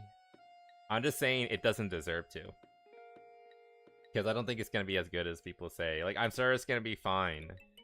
But it's not gonna be like a life-changing, genre-defining, or technology-pushing game. Except for maybe visuals, I guess. Or maybe it'll break the record for largest file size. I don't know. I guess that would be that's a potential thing it could earn. But I don't get it. I don't understand the obsession with this thing. Like, this is like everyone's treating it like the second coming, and no, sweetheart. It's just a game that's long overdue. That's basically all it is. If it was like Red Dead 3, then maybe I would be excited, but not like this excited. I would just be 600 gigabytes. God damn it. Is that confirmed? I wouldn't be surprised at this point. Oh yeah, and then like speaking of like coping and then like justifying stupid purchases, then we see this. This is insane. I am, oh my god, why does somebody think this is a good, the GTA 6 countdown? Okay, so this is like a super fan that's like trying to like justify this bullshit. So like, yeah, adjusted for inflation, yes, like these are more expensive. But again, I remind you that video games are streamlined more than ever. It's a digital copy, and video games are one of, if not the most profitable media industries in the world right now, period. They do not need that extra $20. It should be $60. There's a reason why $60 stayed consistent for so fucking long. It was because the games industry had basically solidified itself. If this keeps going, these rising prices, it's gonna lead to like a pop of the industry at this rate. This is so fucking stupid. I love that people are like memeing on him though. Can you call the people you're referring to as normies, as they don't always be normal? I mean, normies is just like, God, it's I know you're using that normies or everything. It's like the people who like it's, to be fair, like a lot of like people aren't like, I don't want to pretend that like I'm like a paragon of like truth or anything like that, but they are normies because like most people don't think about it. They're like, oh, next product, buy next product. Unfortunately, a lot of people are just consumers. Like the vast majority of people will just see like, oh, this is that game that like I really liked when I was a teenager. Oh, I'm gonna buy the sequel because like it's been fucking 10 plus years since GTA 5. So like yeah, they are normies. Like unfortunately, they don't look at the trends. They don't look at the history. They don't look at the they don't try to inform themselves or like come to their own conclusions. They just accept it. That's what makes them normies. Like, and just to go off tangent again. Nah, just saying because Call of Duty is like 500 gigabytes. Is that true? I did not know that. Okay, thank God I don't fucking play Call of Duty anymore. But like I said, like that's one thing it could eventually get, the new world record for biggest file size. Again, every dimple on that lady's ass. On that twerking ass. All of them like finely detailed. They got one line of code for folder. I mean, who knows? This is because of the 4K textures and additional content that you can choose not to download. Of course it is. Proud of his normie card. What do you mean? I got none. They're heard, basically. But yeah, I'm glad that people are like calling this shit out, because then you don't actually get the full game unless... Oh yeah, that's another thing I forgot to mention. This. Ride Out Customs. Transform vanilla vehicles into magnificent works of art with detailed interiors, exquisite rims, and dark styles. Only open for business with the Ultimate Edition of the game, which, if I remember correctly, costs $100. So, car customization. A thing that has been available since GTA San Andreas, I'm pretty sure. It might have been 3 as well. 3 was the first PS2 title. But car customization... Actually, no, I think 3 did have car customization. It was a little limited. Like, it had, like, just paint jobs. But a thing since GTA 3, which came out in... This guy gave the list for us. 2001. A thing that we've had since 2001 is now DLC content. Wait, actually, I remember mentioning this. Games burger meme. Yeah, this. I remember this fucking thing. This is what I was talking about. This is literally how it is now. And they were talking about... This is like an old meme. This is from like... This post is from 3 years ago. But this meme predates that. This is like from the first time I saw this meme was like in 2015-ish, something like that. And I think at the time they were referring to like Bethesda, because like this one Bethesda was still pretty popular. But yeah, this is not true for Ubisoft. Oh my gosh, shut up. Shut up, Reddit. This is basically what they're doing with GTA 6. Like, you're buying just the bun, and to get the full game, the original game that you would have gotten, like, this is GTA San Andreas, you know, with all the bells and whistles. It's a full-size burger that we all loved and everything. But now that they're going all in on, like, you're just buying the bun, and you get, if you want like the actual full sandwich. Food analogies are fucking nerdy and stupid, but like let's go along with me for now. You have to pay for it. You gotta pay that additional $100. This is like just to get the cheese. This is additional $100. And that's why I called it like the ultimate experiment in masochism. Like, people are still justifying it. This guy over here, he's justifying it. Like, oh my god, this is the cheapest game we ever had. Like, this is so fucking good. No, wait, why did I like that? That's fucking stupid. No, this is so fucking stupid. I'm glad that people are clowning on him, but like, the problem is like this guy, they're probably still gonna buy the game because it's GTA 6. It's the second coming, guys. We gotta get it. You're gonna fucking get it. Only people like me, who never cared to begin with, are not gonna buy this game. And I like all this is just vindication for me. Like, Thank God I never cared, because I'm not gonna buy this bullshit. I never cared to get involved in the first place. Well, like, I'm getting involved, but you know what I mean. I never cared to play the game in the first place, and I never will, unless I can find the game for like $30 for sale, and that's like the full thing. Because like, keep in mind, the actual full game is $100. The actual the full game with all these extra stuff that they're pretending is like bonuses, when it's actually like the normal thing that we got back in the day. Dress up, thank you, Templar. Thank you. All that. I might get it 5 years from now if I can get it for like $30 or less.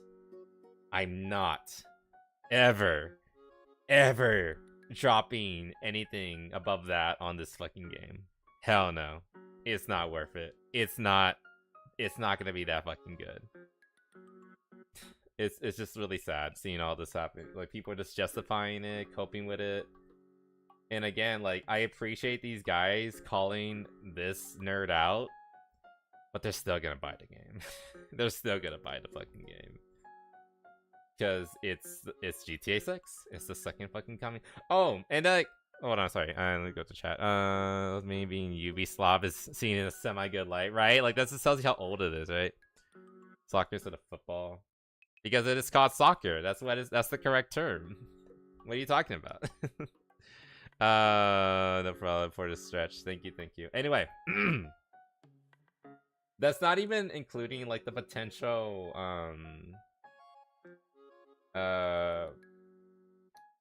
like DEI slash political messaging that might be in this game. Like, people don't talk about it right now anymore now, but like, I think like 1 or 2 years ago, Smash JT was reporting on how like there are like DEI proponents and departments within Rockstar.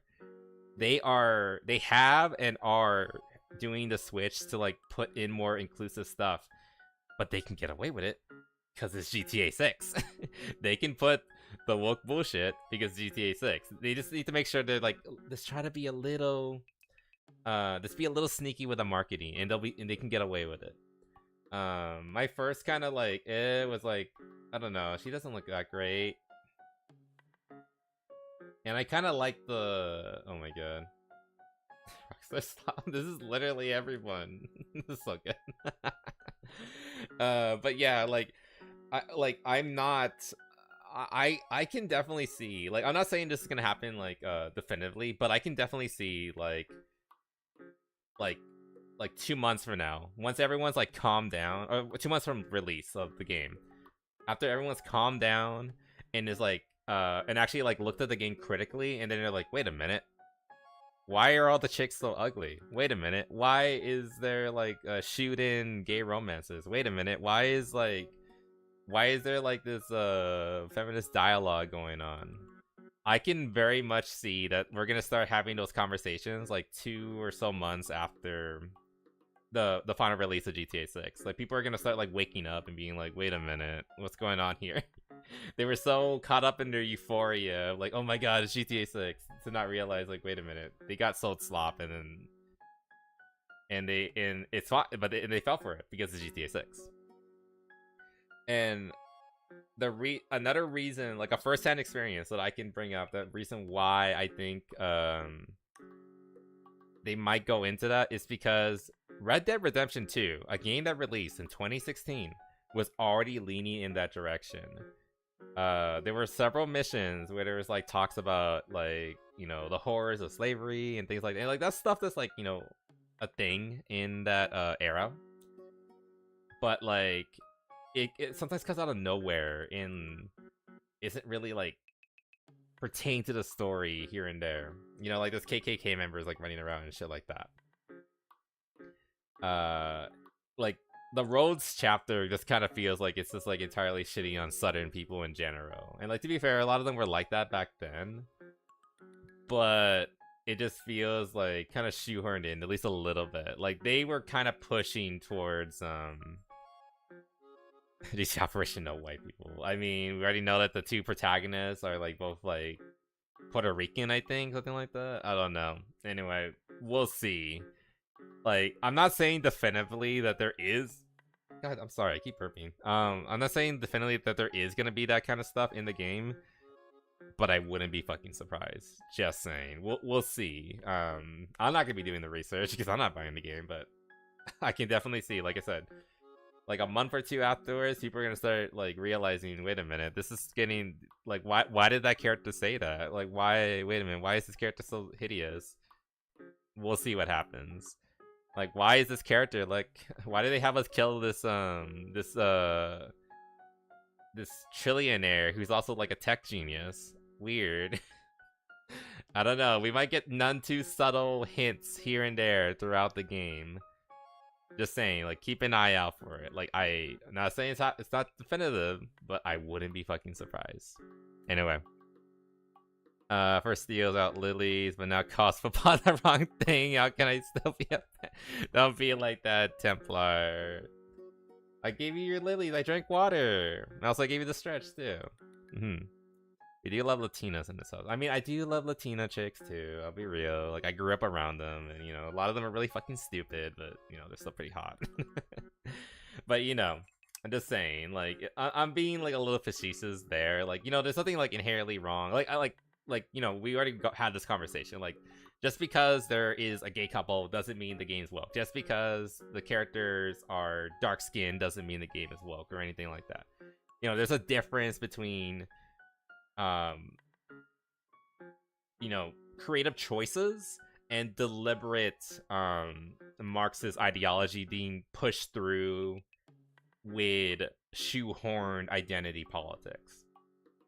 There's a difference. So just because the main characters are Puerto Rican, that doesn't mean the game's woke. Like, I'm just joking there, obviously. But like, you know, you see enough red flags, you might start seeing them everywhere. It's basically what I'm saying. And and again, obviously we don't know because the game's not out yet. They've been really they've been very tight-lipped about like the content of the game. All we know is like the main characters. It's in Florida, and you do GTA things. That's basically it. We don't know anything else about the story or other characters or things like that. So we'll see. Just saying, keep an eye open.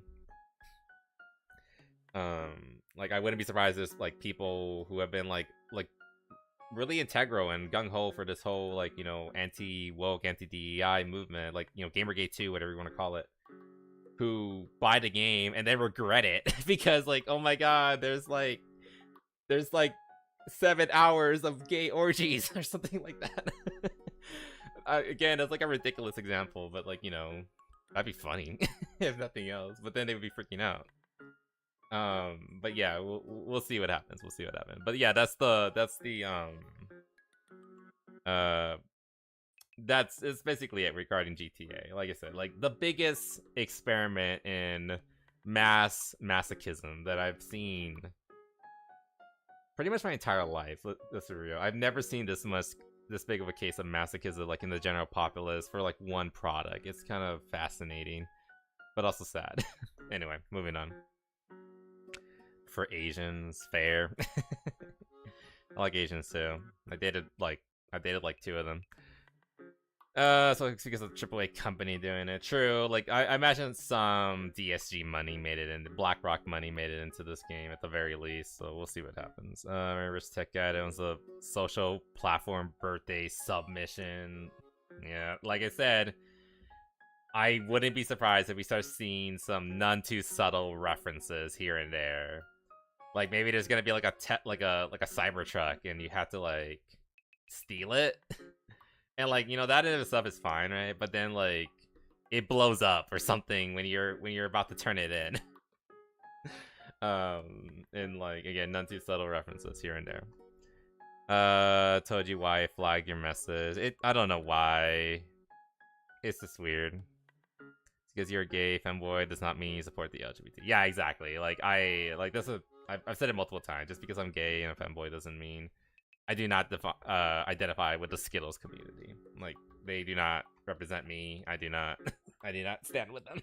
They're all very cringe and Anyway, moving on. Speaking of people being gay and stupid, they're coming for our femboys, guys. They're doing it again, and it's for the same fucking game again.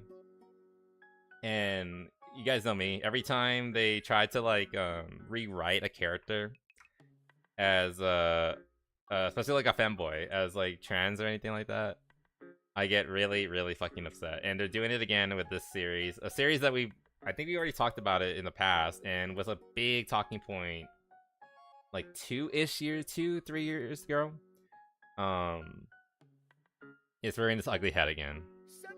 Entertainment, an official logo licensing company, had to... Hold on, let me like lower it up. Also, just saying, like, Chevy kind of came in looking a little deranged there. Officially apologize for what they are doing? What for the femboys? Let's get into that. translation of the manga series where they forced in, and I'm not joking. Now, this was, I believe, like, again, like 2-3 years ago. This was regarding turned my childhood friend into a girl. This one. This is regarding this. Oh no, not videos. This manga. Oh my god, he looks really tasty. They'll take Femboy from us. No, they'll never take me, but they're trying to take the other ones from me though. Anyway, this is regarding this anime or this manga. This statement right here. This is from 7 Seas Entertainment, which is a publisher that they're specialized in publishing Japanese manga into English translations for overseas consumption, like here in the States and the West in general. And this is a very famous case where this manga was getting published, was getting translated for Western audiences. And it's if you don't know the story, it's a story about this guy, the taller dude. He is a makeup artist. He loves makeup. He learned it from his sisters because he has like 2 older sisters, I believe. He learned how to do makeup from them, and he actually like really got into it, and he adores it. He's actually really good at it. He buys a bunch of cute clothes. But the problem is that like he's not really into doing it to himself. He's done that, but he wants like a canvas, basically. He wants somebody he can dress up and put makeup on and make them look cute. But he doesn't have like a girlfriend or anything like that, or any particular close friends that are girls or anything like that. What he does have is a very petite, very bottom twink looking childhood friend. And if I remember correctly, his name is, let me actually look at their names here. Yeah, Mido is the taller dude, and the younger one they're the same age. I think they're like maybe like a year apart at most. Fiora is the shorter one, the more feminine looking one. The manga about no, it's not about me. Don't imagine though. I should get a manga made of me. I know Mihos is doing that, but I should like look into like getting a short comic made of myself. Maybe someday if I have more money. But basically, the whole thing was that they, it's a boy love. It's a yaoi manga. So basically, he starts practicing on him. He starts to enjoy it. Like, he's like, I actually look pretty cute as like a girl, and he starts to like dressing up. He wears the clothes more naturally, and he gets really into it. And then they eventually start to realize that they find each other attractive. They start developing feelings for each other. They have the gay sex. I don't think there's actually gay sex in it. It's a pretty soft manga. It doesn't get explicit as far as I'm aware. At least I don't think it does. The point is, it's a yaoi manga. They start catching feelings for each other. Yaoi things proceed to happen, yada yada, and very, very cutesy, very comfy. If you're into yaoi, you'll like this manga. It's really good. I do recommend it. I read the first 20-ish chapters. I need to finish it. I'm not nearly caught up enough. Anyway, pretty good. But the point is, this is a yaoi manga. It is a relationship, a romance between 2 men, 2 cis men, as in born male, They identify as male. They are male. It's a gay relationship. but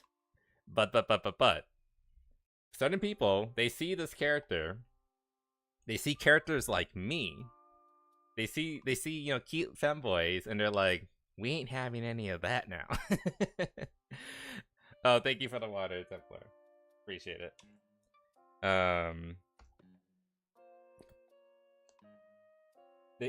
They see this and they're like, no, that we can't have any of that. That is not a cross-dressing boy. That is not a femboy. No. That is a delicate egg. That is a trans woman in the making. They just need to realize that what they need is to come out of their shell and become a full-on trans girl. And that was the big controversy with this manga. A lot of fans decided like that was the case, or like they like the headcanon that this character is actually trans. And even the publisher and their localizers decided we're gonna change the story. They rewrote the story to make oh my god, I keep forgetting his name. To make Kira actually a trans girl. They turned it into a boy romance, a gay romance comedy, and they turned it into a trans awakening story, I guess. That's the best way to put it. And I fucking hate it. It got so bad, and people caught on to their bullshit because people had access, like, who could understand Japanese, had access to the original version of the book. And they saw this very blatant example of plagiarism and rewriting of somebody else's work. Keep in mind, the manga author, what's her name? Azusa Banjo, had no idea about this.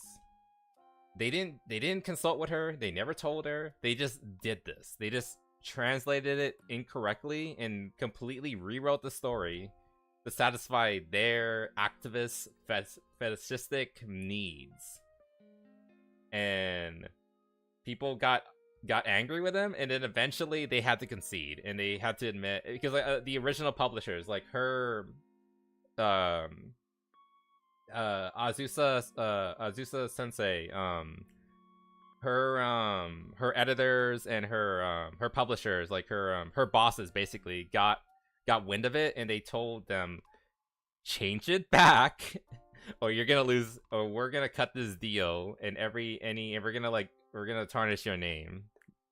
And they had to concede, like, okay, fine. And so they reluctantly, let's be honest, they reluctantly apologized and reprinted all the mangas. And I think I'm not sure, but they might have even offered like replacements to people who had already bought them. Again, it probably cost them a lot of money. They were really reluctant to do it, because combination of additional time, money, and admitting they were wrong. But eventually they conceded and they followed through. Isn't that legal as well? I don't actually know like the actual legality of it, but it should be. It should very much be. There should be like written law between, or an agreement between Japan and the US, or basically anyone, regarding like translating works, that like you should not be able to do this. But I don't know what's the legality of it. But they were basically plagiarizing them, which is like, usually considered incredibly bad. Guy groomed the younger person into being trans. Yeah, yes, basically what if you use their logic. I mean, to be fair, like they're okay with that. Like I've told my story of like a dozen times already of like how I was considered an egg, because I'm a femboy. Like I've literally been offered HRT and things like that by really creepy people who are, for all intents and purposes, were trying to groom me. And because that's what it is. If anyone uses the term egg, that person's a groomer. They're trying to groom somebody into becoming trans. It's disgusting. It's inappropriate. Don't do that. It made me feel very uncomfortable and unsafe. It was awful. I hated it. I don't speak with that person anymore, thank God. But yeah, like that's basically what it is. But to them, like that's okay because like what they're doing is like they're just expanding the trans community. They're just like giving them more representation or like you know, like adding to their numbers. You know, God, like it's just another thing where a lot of these people, the way they talk, it sounds like they're repopulating. Like they're like a people, like you know, like a civilization or a an ethnic identity or something like that, and they need to like constantly reproduce, but they can't reproduce like normal. You know, like you know, you can't birth a trans person, though some of them consider that true. So they have to like you know convert people. So I guess it's more like they're like a again like I may already made the comparison where it's like it's a religion for them, and for the way a lot of them act, it is a religion in a lot of ways. Like it's conversion therapy. It just involves a lot more needles and drugs and really creepy indoctrination. So imagine just being yourself and not conforming to labor with me as a straight Christian man. Straight question, straight quotation. They worship the flesh. I mean, like that's one way to put it, yeah. But anyway, the point is like it's just a weird obsession they have. Like, look, if you want to headcanon that this character is trans, power to you. Do what you want. It's your like you go out there and you buy the books and or you read them online or whatever. You can do whatever you want in your free time. You can think whatever you want. The same way I can think that what's one of my really stupid headcanons? The same way I can think that I could imagine that Captain America is actually made out of blueberry pie on the inside. You can imagine that this character is actually trans. Power to you. Do whatever the fuck you want. But when you go into a real life woman's work, you know, something she put a lot of time, effort, she put all her many years of training into making the story that, you know, she put her heart and tears into, that I imagine she is very proud of and all that, and, you know, serialize this so she can make money off of it. And then you decide, like, no, this isn't your story, this is my story, and I'm gonna change it to be what I want. Then we have a problem. You don't get to do that. That's not okay. This isn't your story. This belongs to this woman. You can interpret it however you want, but you're not allowed to like directly skew what is being said to fit what you want to believe. That's not right. Be straight, stick my head. How can my Oshi or whatever the term is be like? What is Oshi again? I forgot. Is that? Oh yeah, isn't that like isn't Oshi like the equivalent of like my goat or whatever, something like that? The same way Benui thinks he's a shut up. This kid gets it. It's okay to have delusions as long as you don't force the world and have people to affirm him. Basically, I mean, like you can believe whatever you want, but like we are not entitled to believe in it, especially if it's like a serialized copyrighted work that doesn't belong to you. You don't get to do that and change it, especially on this scale, where an actual official company try to basically rewrite this story, the entire story, to fit their narrative, which is fucking bullshit.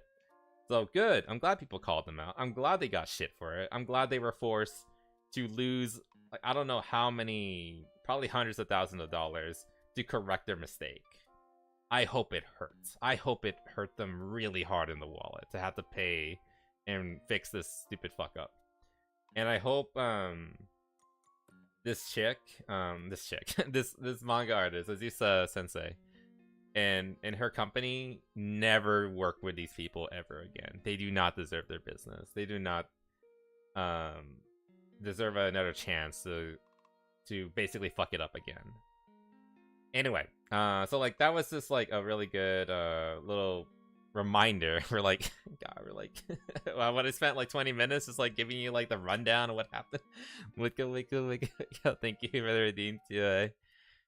I think Oshi refers to the mainstreamer or something like that. Oh, is that what it is? Okay, hey, I'm glad I'm your mainstreamer though. Very tough. Shut up. I gotta change my redeems or something. Yeah, this happened years ago. Okay, and the reason why this is being brought up again, is because of this. The show, okay, the manga is now going to become a TV show. They're gonna make it into an anime. Now, normally this would be a sign of this would be a call for celebration because like it's a legitimately good manga. I love it. I need to finish it. It's a really fun, sweet story, and we don't get a lot of stories about femboys like in general. So I'm glad that we're finally getting like another manga or another anime that has like a femboy in it, and not only a femboy in it, but he's also like one of the main characters. That's really good. Like, not even like the famous ones like Felix and Astolfo. They're not even the main characters in their own animes. They're side characters, and like they're great. People love them. I love them, but unfortunately, like I can't think of any anime where one of the main characters or the main character is a femboy. Actually, so yeah, I guess this is a representation thing. But yeah, we're getting an anime out of the show. However, the usual suspects are coming out of the woodwork and ruining everything. This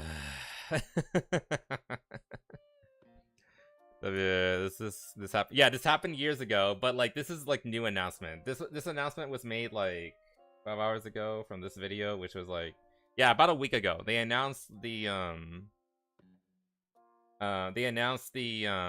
anime. So get ready for more discourse and drama around this, because despite the fact that we had all this happening, despite the fact that the publisher themselves had to apologize and admit that they miscued the story to push a trans ideology into the anime, into the manga. Despite all that, no, doesn't matter, because the usual suspects have decided, no. This is our trans character. She belongs to us. Another trans head gem. We've been eating good. Fucking all over again. It's happening again. They're trying to take our femboys away from us, and I am so fucking tired of it. Oh my god. Nick is this cheaper base. What do you mean? How cheap? How much are they? I don't even remember. But no. Do you think the subs will have Skibbity Riz in it to appeal to the modern audience? 800.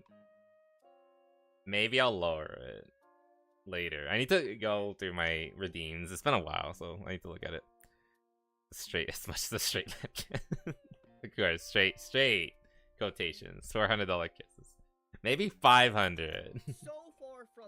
But yeah, so like we're already getting the usual bullshit. And just looking at this other stuff. Oh yeah, this original push to try to like make it like a trans story was originally pushed by one of the biggest like supporters of the change was this bitch, Katrina something, who is a very infamous localizer. She's not a translator, she's a localizer. There is a difference.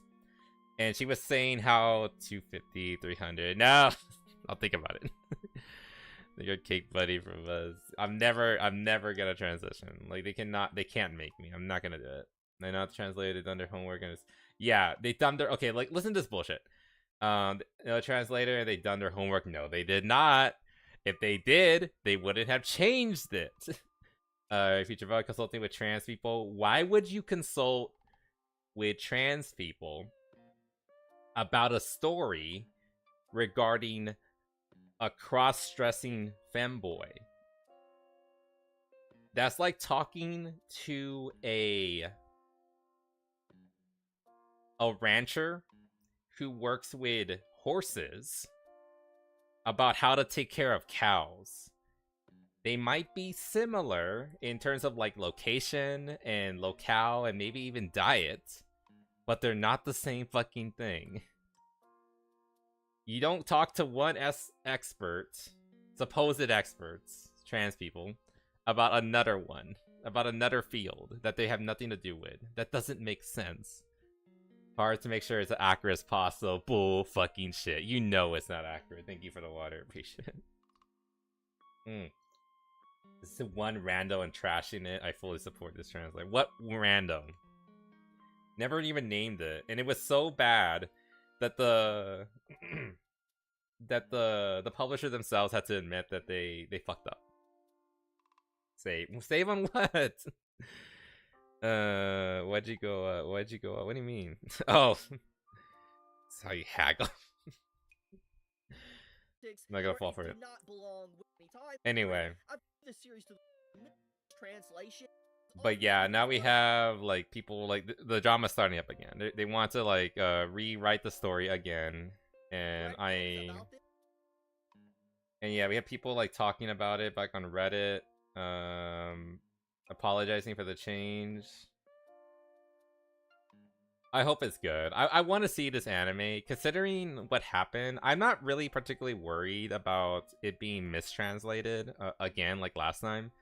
Because it happened, right? Like, this whole nonsense happened in the first place. I imagine the studio and the author are very aware now of the bullshit that certain localizers will go to push their agenda. And I imagine this time they will keep a very close eye on it. So I'm not particularly worried about it being fucked up.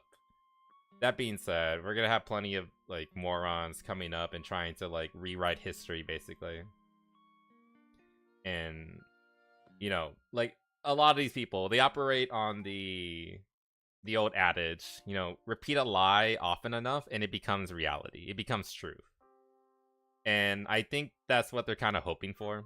If they just say over and over and over and over and over again, like, oh, this is a story about a trans character, then enough people online, normies, who don't know anything about this situation, will just believe it. I'm like, oh yeah, that's the trans anime. And then you would have to have people who come in and like correct them, like, no, that's not true. This is about a cross-dressing femboy. This is a yaoi manga slash anime. Final offer 302. 400. 400. We'll do 400. Wait a minute, that was the one you. I'll think about it. I don't know. Save video to watch later. What do you mean? You mean me or like the manga? Well, we'll see. Anyway, the point is, I'm not too worried about it, but I'm hoping it's not gonna like. I'm feeling relatively confident it won't be like tarnished. Hopefully. Yeah, here like people are already calling out this bullshit. Like I don't know Packer Girl, but I follow her. Like she's a pretty prominent like anime tweeter or person on Twitter. So yeah, she's excited. I'm excited too. Like I am legitimately excited for the anime itself because again, good anime, good manga. Can I see the Western transmog coming to try to forcibly erase any gay and femboy? Yeah, that's another thing. Isn't this gay erasure? Isn't that bad? Aren't you erasing a gay character by changing them trans? You're making it into a hetero relationship.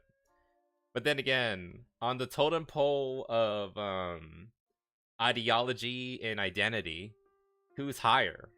Who's more important? Who do we give more time and honors? The trans person or the gay person? Just saying, it kind of feels like the T is above the LGB. At least lately. I don't know. But yeah, this again, that's one of the reasons why I don't identify with a community at large, because they're willing to like, you know, throw people. Like I've literally seen like people say like, I'm a lesbian, but I love girls with dicks. I'm like, really? Really? Yeah. I see some fucking stupid shit. Like even though I'm not part of the community, I get into places where they probably don't want me to hear certain things, and then air out their dirty laundry, so to speak. They say the chibi video you watch later playlist. Oh, is that what you meant? Okay, I can save it, I guess. Say to watch later. I don't know why. I don't need to watch it more than once. Or like it. Oh, okay, I'll like it. Sorry, I forgot to like it. Like I said, I watched this like in my my New Pipe account, which is you can't like videos on New Pipe, unfortunately. I mean, it's not gay to like femboys. It's gay to be one though. No, it's not. I still stand by that. Like, if you like the crossdress, it doesn't mean you're gay. You can be a crossdresser and not want dicks in your butt. I know of a few femboys who started crossdressing because their girlfriends wanted them to do it. That's how I started crossdressing, because I did it for my girlfriend at the time. Now I was already like, I had come out as bi at the time, so like that has nothing to do with it. But the point is, like, you know, there are guys in straight relationships who do it for their girlfriend, and then they like, you know, I kind of like this, and then they keep doing it. You know, sometimes you wanna go at it with your girl while wearing a skirt. It's kind of fun, actually. It's just at a podcast. Wait, about what? Gays are so last year and basically cis. They're not any hip and popular trans. Yeah, basically, it's the whole like what's in the now. What gives you like more brownie points lately? And again, the totem pole of identity politics. Like, which is higher? Which is more important? Sometimes they switch up. Is a brown person more valuable than a gay person? Is a gay person more valuable than a trans person? Well, it depends on the day of the week, I guess. Girlfriend, totally. What do you mean? No, for real. After poor Benue lost his pockets that day. To be fair, the dress I slept into that night didn't have any pockets, so I guess technically I did lose my pockets that day. Anyway, talking about this situation and how this will be peak. Yeah, I'm glad that people like are excited for it. Like, I'm excited too. Get ready for the usual stuff to crawl out from the trash cans and corrupt this boy, just like they did with Bridget from Guilty Gear. Bridget is a man, and I will die on that hill. Bridget is my cute boyfriend, and I don't care what anyone says. I will fight people for it. And I don't even play the game. I guess the girlfriend is the day pigs fly. Oh my god, I've had like how many girlfriends I've had? 1, 2, 3, 4. I've had like 4 girlfriends growing up. My god. Yeah, you joined the same VTuber core as Puddle and Gator. What is that? There's a VTuber core? What's that? And no, I haven't been invited to anything. I know that already happened to the manga localization. Would it happen also to the anime? Like, I'm hoping that's not a corporation. Are they joining a corporation? but you get to see just like people. I guess Scripture will make the guys trans in the subtitles or dells. Yeah, I wouldn't be surprised if they did that. Am I thinking? I don't know. Allegedly. I doubt it. But no, I haven't been invited to anything, so I guess no. Yeah, you still open to him. They made one, as far as you're aware. Okay. As far as anime, well, yeah, isn't my thing. I've been heard good stuff about this. Okay, I'm glad that most people are. That's funny. I'm glad that most people are like excited for it and like are calling out like a potential like rewriting of history, basically. And like, of course, we already have people doing that. Like, not a lot on this video, but I remember in this one there's a lot more people trying to rewrite history. Again, this Katrina chick. Yeah, this is where it all began. This one individual. And I am glad that, like, you know, like, just because someone's trans doesn't mean that they're brain rotted, you know? Like, this person is, like, kind of calling this mentality out. Like, is it though? I don't think I caught up the manga. I thought they were just going for the Otake thing, which is what they are. The trans het angle. Again, like, they're just trying to pretend that, like, if you're...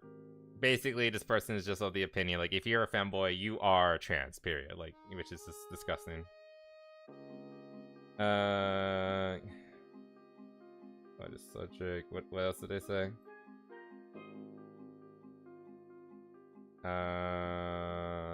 Let's see. What else did they say? It seems like it's mostly this one person. Yeah, here. Like this one. This like see like don't just because someone has a label doesn't mean they're brain rotted. You know, some people can be. like, yo, give people a chance. Like, just don't judge them based on what they are. Yeah, as a trans woman, this one is 100% not. It's just a fanboy, honestly. Yeah, like, see, like, they're willing to accept reality for what it is. Usually cook, but claiming this is a trans fat is kind of kick to the cross-dressers. Let's let gay people be gay without pretending to be trans. Like, exactly. To look at who you're saying this to, Lamau. What does that mean? I mean, saying community, so... What does it say?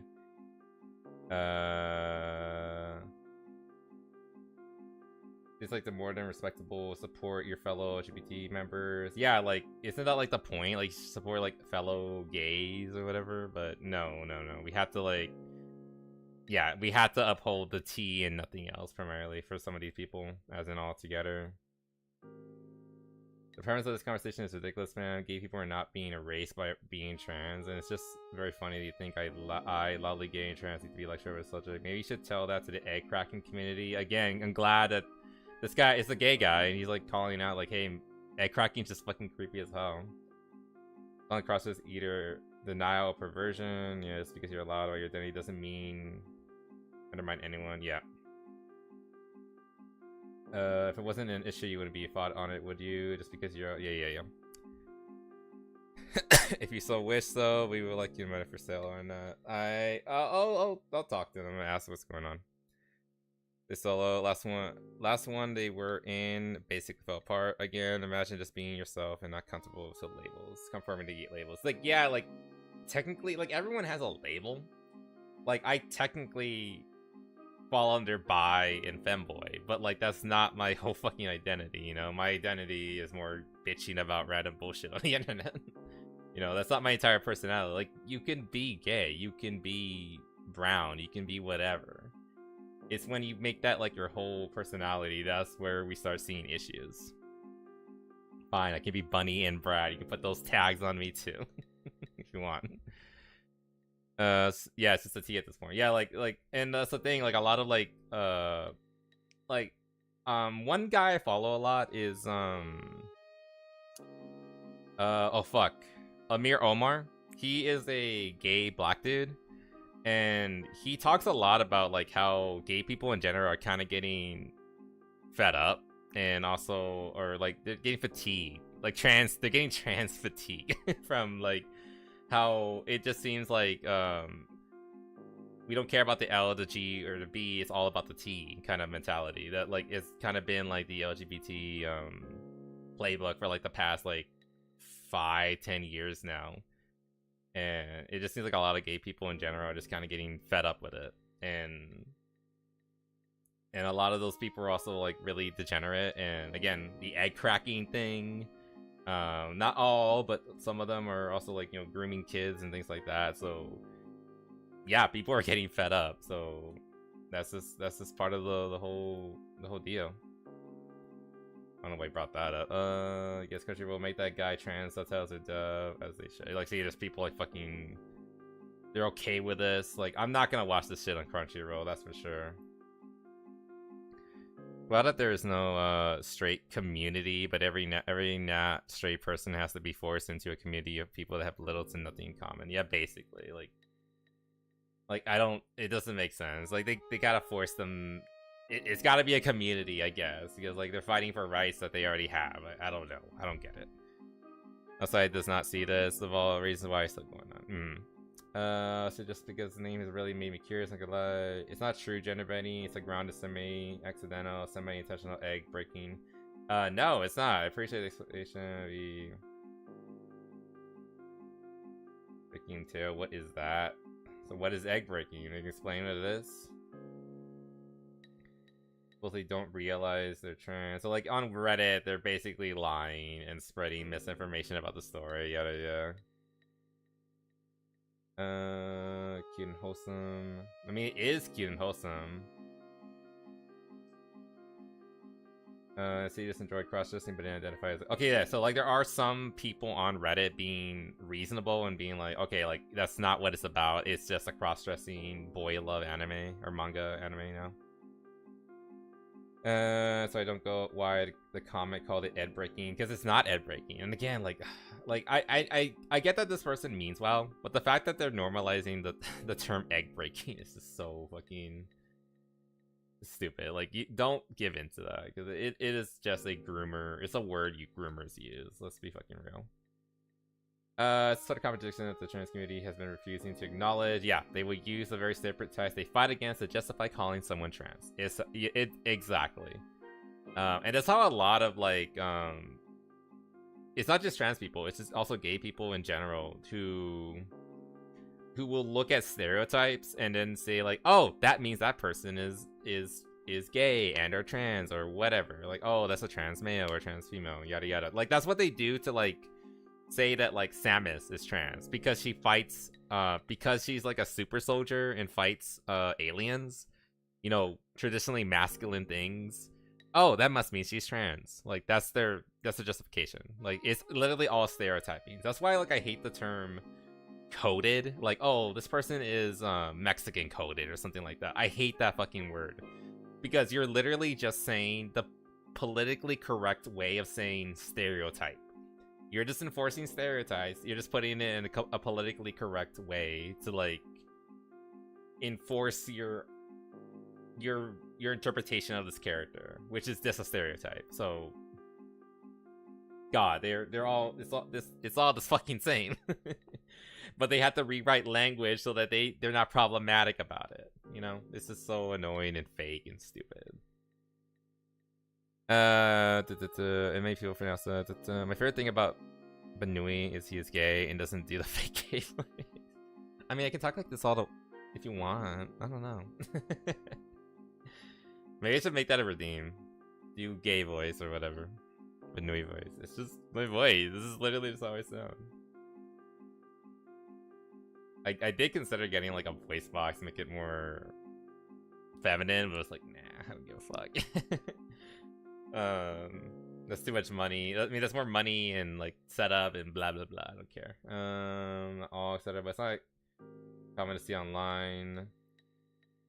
Media, what the term was originally used to, something you think is fine, something that is quite fine, but we literally have examples of this very thread of people using the term to refer to someone else, in this case a character. I'm painting with a broad brush because we're on Reddit and I don't want to. Okay, so yeah, like again, like there are surprisingly some bastions of logic and reasoning on Reddit of all places. But yeah, that's that whole thing, which is just what the fuck. Like, it's just they're trying to take our, like, it's literally the same series. Like, it's not only that they're trying to take our femboys away again, but they're literally doing it with the same fucking character that they tried to do 3-4-ish years ago. And it's just sad and pathetic, and like they're deliberately trying to rewrite history, and I think that's what they're doing. They're doing the repeat it enough times and lies will become true. Like, I think they just want to, like, if they can convince enough people that this is a trans character, then they can get away with it, basically, which I hope doesn't happen. I wouldn't be surprised if like sites like Crunchyroll tried to like incorrectly dub the anime, but I'm also hoping that because of what happened like all those years ago with the with them being forced to reinstate an apology, this whole debacle again, 2022, this is like 4 years ago. Yeah, coming up on 4 years now. This happened in July.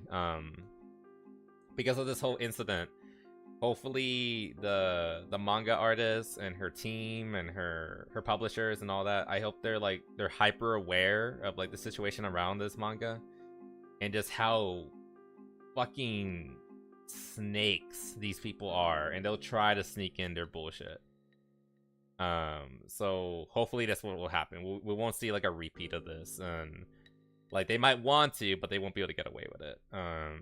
So I'm mostly positive about it. Like, I'm excited for the anime because, again, like, good manga. But hopefully, I'm mostly in the positive that like the manga or like the anime will be mostly faithfully translated. We'll see. But yeah, that's the latest example of them trying to erase femboys. You know what? I don't care about this. We're not gonna talk about that. We don't have enough time. You're like 30 minutes. LGBT is one of the most toxic and sexist things I have encountered in modern times. True. That's why, like, all of this is like relatively recent. Like all this stuff I've been talking about, like I've been seeing this for like close to a decade now already. Like I've been out, quote unquote, for like about a decade now. So I've seen it, and it's fucking disgusting. Kind of have been worse, but this might be a top 10. Yeah. Voice didn't change. What do you mean? Did it not? That was always bad, but the worst part is mess with the subs, like smoking with you. With the subs, like smoking with you anime. Wait, did they already fuck up the subs in the smoking anime? I hope that's not true, because if they did, like, of course they did. I really hope that's not true. Anyway, moving on. Another slight thing. Remember low cortisol? Yeah, that meme. What about it? I don't know what that has to do with it, but okay. Let's see. I forgot to say click on the other ones, like them, but okay. This is something that's a little more personal because, I mean, the Femboy was personal too, but this is like they put in smoking with you meme. They put it in the smoking with you meme. Really? Put that like in like suggestions or something. I need to look at that later, but I haven't heard of this. I need to see that. But yeah, this is kind of personal because this is a anime. I guess it's technically an anime. I'm a huge fan of Avatar: The Last Airbender, the original animated series. Fine as it is. Okay, thanks. The original animated series on Nickelodeon back in like 2003-ish. I can't remember the exact date that it came out, but I loved that series growing up. It was fantastic. It was great writing, great animation, great life lessons. It's one of those stories that you grow up on and you're kind of convinced that like it made you a better person. Like it's that impactful and that good. However, people can't just leave well enough alone, and they see something and like, well, first of all, this probably started because, you know, we gotta make more money off of it. Like this is a really popular franchise. Like let's remake it in live action, you know, like it's already perfectly, like there's no reason to do it beyond, you know, the now grown up millennials and zoomers have dispensable income. They watched the show as a kid. They're just gonna come flooding in to watch the live action version of it. Like, isn't like live action is the ultimate form of art, obviously. So we'll just watch it as it is. We'll just remake it and we'll make tons of cash, right? However, they just can't fucking help themselves. They can't just, you know, leave it as it was, or like, you know, leave the story as it was. They have to change it. They have to fuck it up, right? And that's what they did. This animation, this live action version of The Last Airbender has been out for like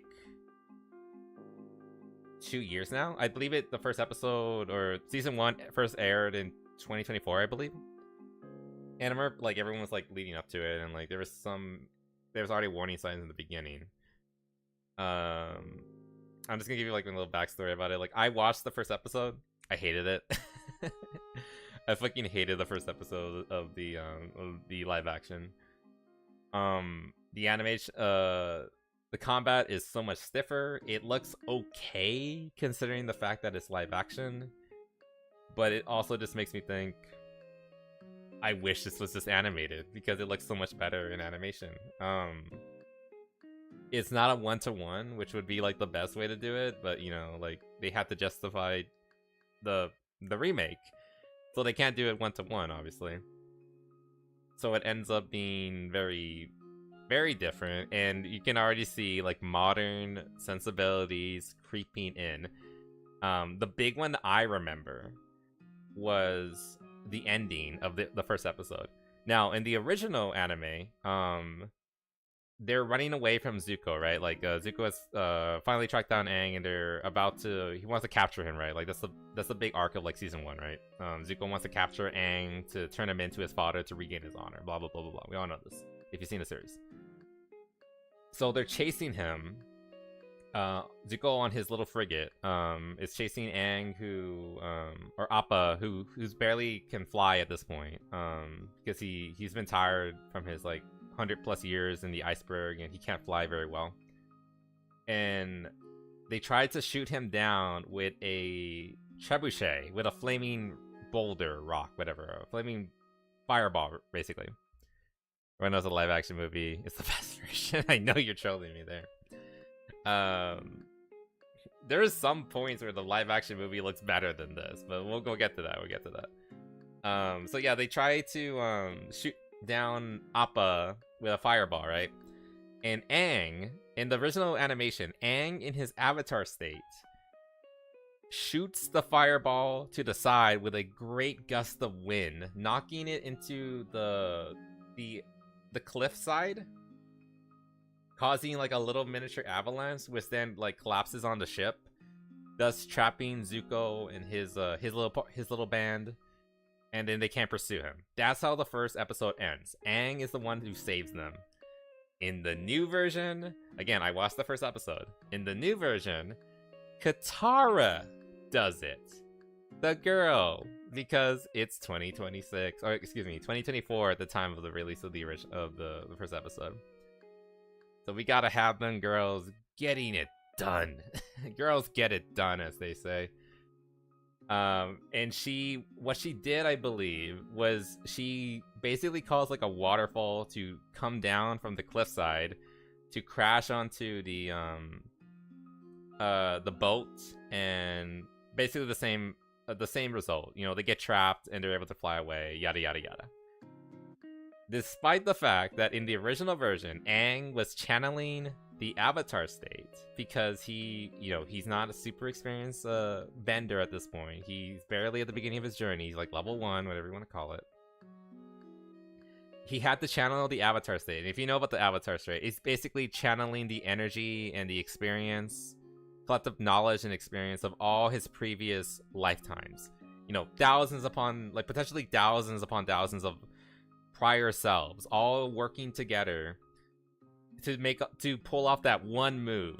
But no. In the new version, Katara, who also is on the beginning of her journey, she's still barely learning waterbending. I remember she had trouble like just making like a little stream of water come up and dance around in the first episode. No. Now she can just make a waterfall come out of nowhere and basically do the equivalent of like an avatar, essentially.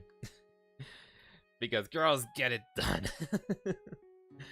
And that was like the final straw for me. Like the entire episode was full of like little things that made me like I was like mumbling and grumbling the entire time, but that was the final straw. I was able to withstand the full episode, but by the end when I saw that, I was like, okay, I'm done. We're done. I don't want to watch anymore. We could have kept watching the series because I think there was like 2 or 3 more episodes available, but I was like, nah, I don't want to watch it anymore. I'd rather just go watch the original at this point. Looking for Low Cresta one, but I found a simp one and suggested. Okay, I'll take a peek at that in a bit. If there's a story, I can write it better. Again, it always comes down to plagiarism, doesn't it? Right? Whether it's the Femboy anime or this manga and anime in general, anything from Japan, really. I mean, technically, Last Airbender is a Western production, but you know what I mean. We can make it better. And so the first season was already a trashy. I remember like the big controversy like everyone was complaining about even before the first episode was how they got rid of Sokka being sexist scene. Because he was like judging the Kyoshi warriors because like, you know, girls can't be warriors, blah blah blah. You know, moral lesson of the episode is you know, don't be sexist, you know, that kind of thing. You know, season 1 had a lot of don't be sexist moral lessons now that I think about it. But you know, the point is whatever. Like it made sense because like Sokka is a very traditional guy. Like, you know, he grew up in a warrior culture. Like, you know, looking up to his dad. Oh, thank you for the water, Templar. He grew up looking up to his dad. You know, he's very much like in that mindset that, you know, men do the fighting, women do the caretaking, you know. And to an extent, he's not wrong. But you know, like this is a fucking anime, you know, like, you know, fictional universe. You know, girls can also be like full-on warriors too. You know, and also the Kyoshi warriors have been working their entire lives to get to where they are. So, you know, understandable, right? Whatever. You know, sexism bad is the lesson of that episode, and they completely got rid of it. His whole story arc was completely thrown out the window, basically because sexism make people uncomfy. That was basically the reasoning. They didn't want to depict it because it would make people uncomfortable.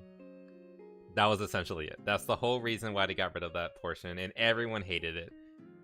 From the wokies to sensible people like me and people who enjoyed the show growing up, we all hated that change. Everyone hated that fucking change. But they kept it in because they can do better, right? Because it makes people uncomfortable. They don't want to show any sexism, period. But whatever. It's called Avatar, not Waterbender. Well, they don't care, basically. Found it? Okay.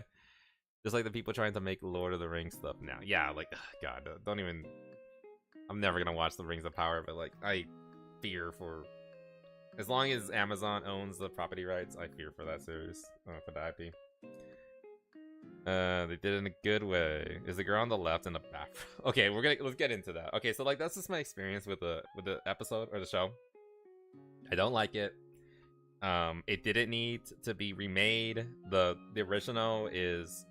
perfect. It's already it's essentially a perfect anime in my opinion, but they just had to redo it. Like a lot of people have said, I put in suggestions. Okay, take a peek at it.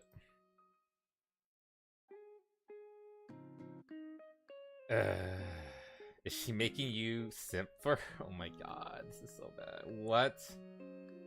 But the store was such a low course though. Who said that? Him? Did he say that? It cooled me down plenty.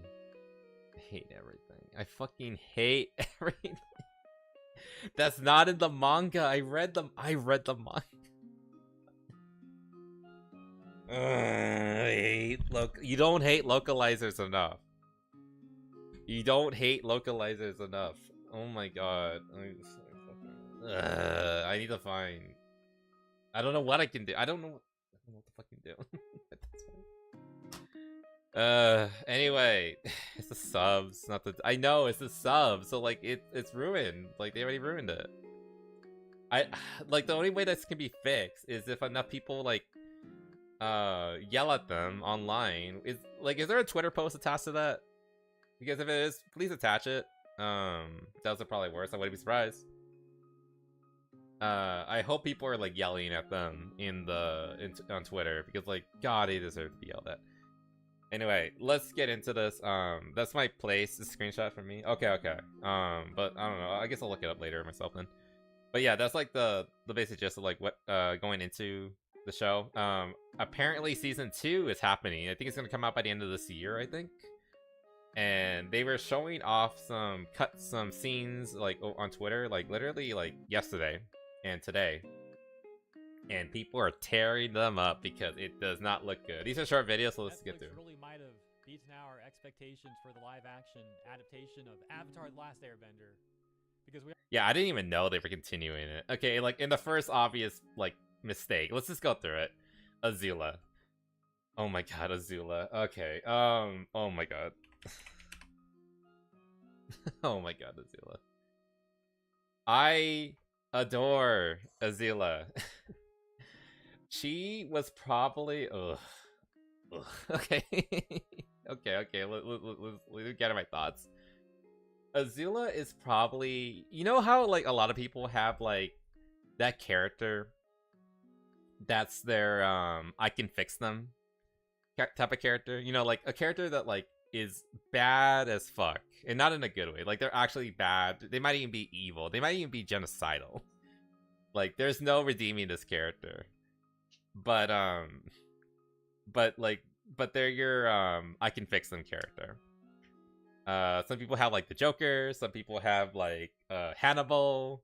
For me, my first ever I can fix them character was Azula. As a kid growing up and I saw her, I was just like, she's so beautiful. She's gorgeous. She is so scary. I love that. She has blue fire, she can shoot lightning. She's intelligent, she's a tactical mastermind. She is acrobatic, and she's probably the single deadliest like 15-year-old in the fucking world. And I thought she was so fucking hot as a kid. I loved Azula growing up. Like, and then they do this. This is Azula. What are they doing? Peak mode badass energy. Yeah, it was so fucking good. She was so good. I loved her so much growing up. You ain't fixing shit. I might like I said, it's that what do you call it? It's that like hear me out, I can fix the moment. Like you know in the back of your head, there is no fucking chance. You ain't fixing shit. You're not fixing her. You're not fixing him. Like there's no chance. But you lie to yourself and you say, I can fix them. Azula was that character for me. Like I just want to make that clear. And then they give us this. What the fuck happened?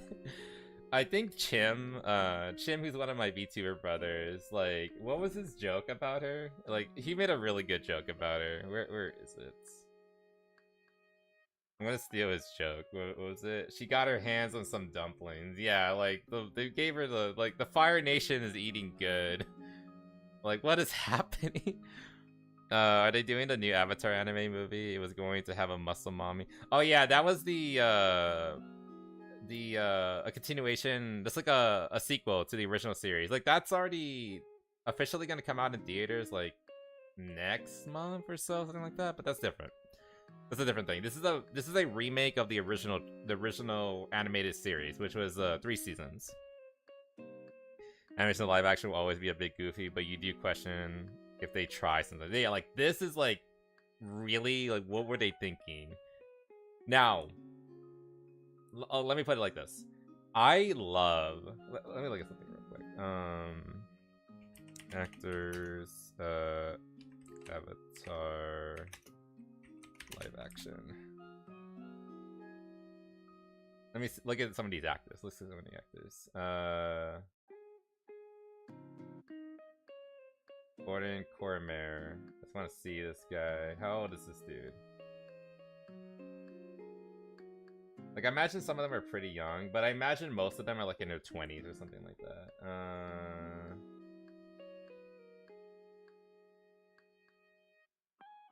We know like his age. No, God.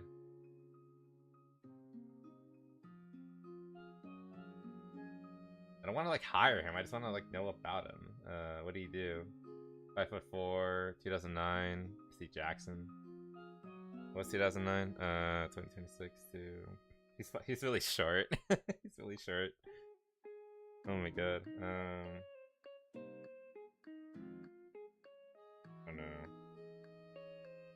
He's like 17 now. So like he's the youngest one though, I imagine. Let's go someone like Katara. Yeah, Kuro Wittiao. I don't know how to pronounce her fucking name. 2006. Okay, so she would be like 20. Yeah. So like the older characters like Katara, Zuko, Sasuke, and Azula would be like in their 20s, like early 20s. Let me see. Do we have Azula? Let's use her age. I mean, she looks really good here. What happened? What the fuck happened? 2002. Yeah. So she's like, they're definitely legal.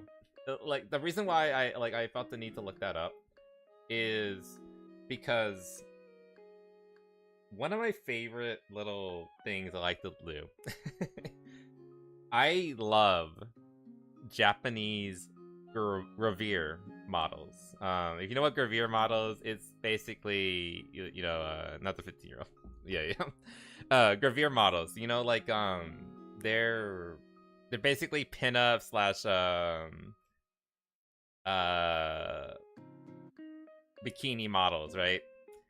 There are some absolutely gorgeous Japanese girls and actresses, models and actresses they could have picked for this role, but they went with this. And I don't want to be too mean to her, because like it's not her fault. She wasn't the acting director. Really, this comes down to like the acting director, the people who hire them. But how did you see this? Azula, probably one of the most acrobatic, most fierce, and well in shape characters in the entire show. Like, keep in mind, all these characters are martial artists. The 4 elements, like if you didn't know, are based on real life martial arts. If I remember correctly, fire is based on what the fuck was it called? I think it's based on Taekwondo, I think. Tai Chi is for water or air, one or the other. Whatever. The point is they're based on real life martial arts. These are incredibly well trained and fit characters. They are jumping all over the place. They're doing all sorts of crazy shit, summoning fireballs and water in waves of water and streams of air and yada yada, while doing acrobatic feats at the same time. I'm sorry, I look at this person and I cannot believe that this person is Azula, who was doing like fucking double 360 somersault backwards, like continuously, again and again and again. No, this isn't Azula. I can't believe this is her. Yeah, and then like going from the actress to the clothes, like Azula had like a very distinct like feminine version of like the Fire Nation armor, and it's not even like I'm complaining that she's covered up. No, like she was very conservative. Like the only parts of her skin that you see are her face and her hands, but it doesn't look anything like that. Like the point is like this upper part is supposed to be like armor and everything else is cloth, or I guess like the boots are also like, you know, leather, like a hardened leather, but I don't know what this is supposed to be. It looks like a weird, I don't know, a nappy? I don't know. What do these live action makes always get mod like cosplayers? Yeah, like your average cosplayer will do infinitely better than whatever this is. Was that a clicker? What do you mean clicker? I could see her fighting a Krispy Kreme. That's a good one. Oh my god. And let's just keep going. Games out here, season 2. Again, give me like we have some. I mean, okay, like there's some good stuff. There's I think that's supposed to be Suki. She looks fine. I think the costumes in the first one looked all right, actually. Suki looks okay, even though she shouldn't be here. There's like a big time gap where Suki isn't like in the show. She totally looks like she belongs to an active military family. And yeah, like that's also a big thing. The Fire Nation has been at war with the entire world for over 100 years. Theirs is basically a warrior culture, and she is the princess of said warrior culture. She has been basically training for combat and tactical leadership her entire fucking life. No rashes. Well, there aren't any because she ate them all. I imagine. Like, what is happening? Oh my god, it's so bad. Shot, freeze frame. I mean, the blue fire looks good, I guess. If I'm being, I'm not doing justice. let me give you some like something good here. This shit looks like State Farm commercial. What are we doing here? Yeah, it looks like a years after the fact like recreation. Wait, this isn't AI. This shit's so ass. This isn't AI. I'm not gonna play the full clip, but like we'll skip around. Oh, there's Toph. Okay, Toph looks alright. I know a lot of people were like excited for Toph. Toph's a fan favorite. Like I understand why. Like I love Toph too. By the way, the muscle mommy is that character. This is the muscle mommy. This is just her when she's like 10, I think she's supposed to be. She's supposed to be the youngest character. She's younger even than Aang. Well, like physically. Aang's like 112. But you know. Physically, she's supposed to be the youngest character. 10-ish. They should make Zuko emaciated. I mean, she did bully him growing up, so I guess that would have included eating all the food, taking his dessert every night. The only attack she can do is a paragraph read on Twitter. Bad. Oh my god, I hate that. These are also good jokes, guys. I wish I was as funny as you guys. Yeah, Toph looks fine. She looks great, actually. Like, I'm okay with Toph. I can believe that this is Toph. She looks older than she probably should be. Let's go back to the actors. I bet this actress is like at least 17, something like that. Can't spell. Avatar. That's Airbender. Okay, where's Toph? Where's Toph? Azula, Uncle Iroh, Zuko,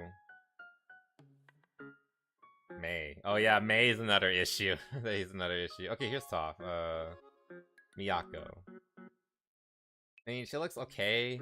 2007. That's like 20. Or like 19. That's 19. So, yeah, she's older than she should be, but like, it's fine. I don't really mind that. But just keep in mind, she's supposed to be playing like a 10-year-old. That doesn't look like a 10-year-old, but it's fine. It's fine. I'm not gonna complain too much. Like, child actors are terrible to work with. I'd rather they not do that. Just get youngish looking actors. It's fine. Kind of looks stoned a little bit. I think it's the hair, but like that's kind of the point. She's supposed to. She has really heavy bangs because she's blind. She doesn't need to. She doesn't need to care about her hair. Like if it gets in her eyes, well, it's not like she's using them. This is not a blind joke or me having a one-eye joke. Like, I don't see Toph. Where's Toph? There is no Toph here. There's no aim. Okay, now he's being weird. Like, that's Toph right there. What are you talking about, dude? That's Toph.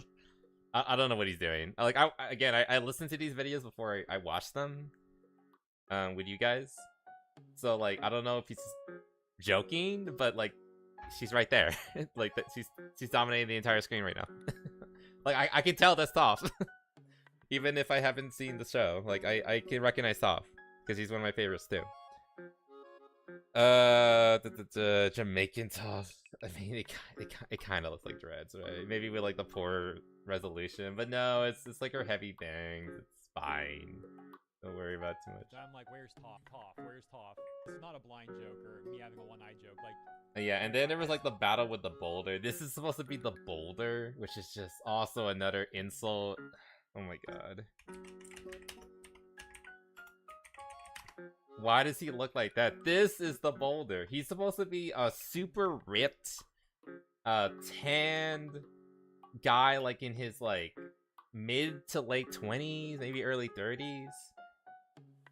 And this is him in the new one. This is the boulder. He's like some sumo wrestler looking dude. And like he shouldn't even be a sumo wrestler because the Earth Kingdom is based on China, you fucking racist. Why did you put a sumo wrestler in the Earth Kingdom? I don't know. I think this whole I think this whole series is really problematic. They think all Asians are the same. I don't know. Anyway, so like there's that. And then like there's like if you actually like watch the video, apparently there's an issue. Thank you for the water. With the fight. Because like they first encounter Toph in Underground Arena. You guys have a great rest of the stream. Thank you for the stream or the bully between my stream. Okay, Templar, thank you for stopping by. Hope you have a good night. We're gonna stop soon in like 4 minutes actually. Goddamn. Let me kind of speed this up.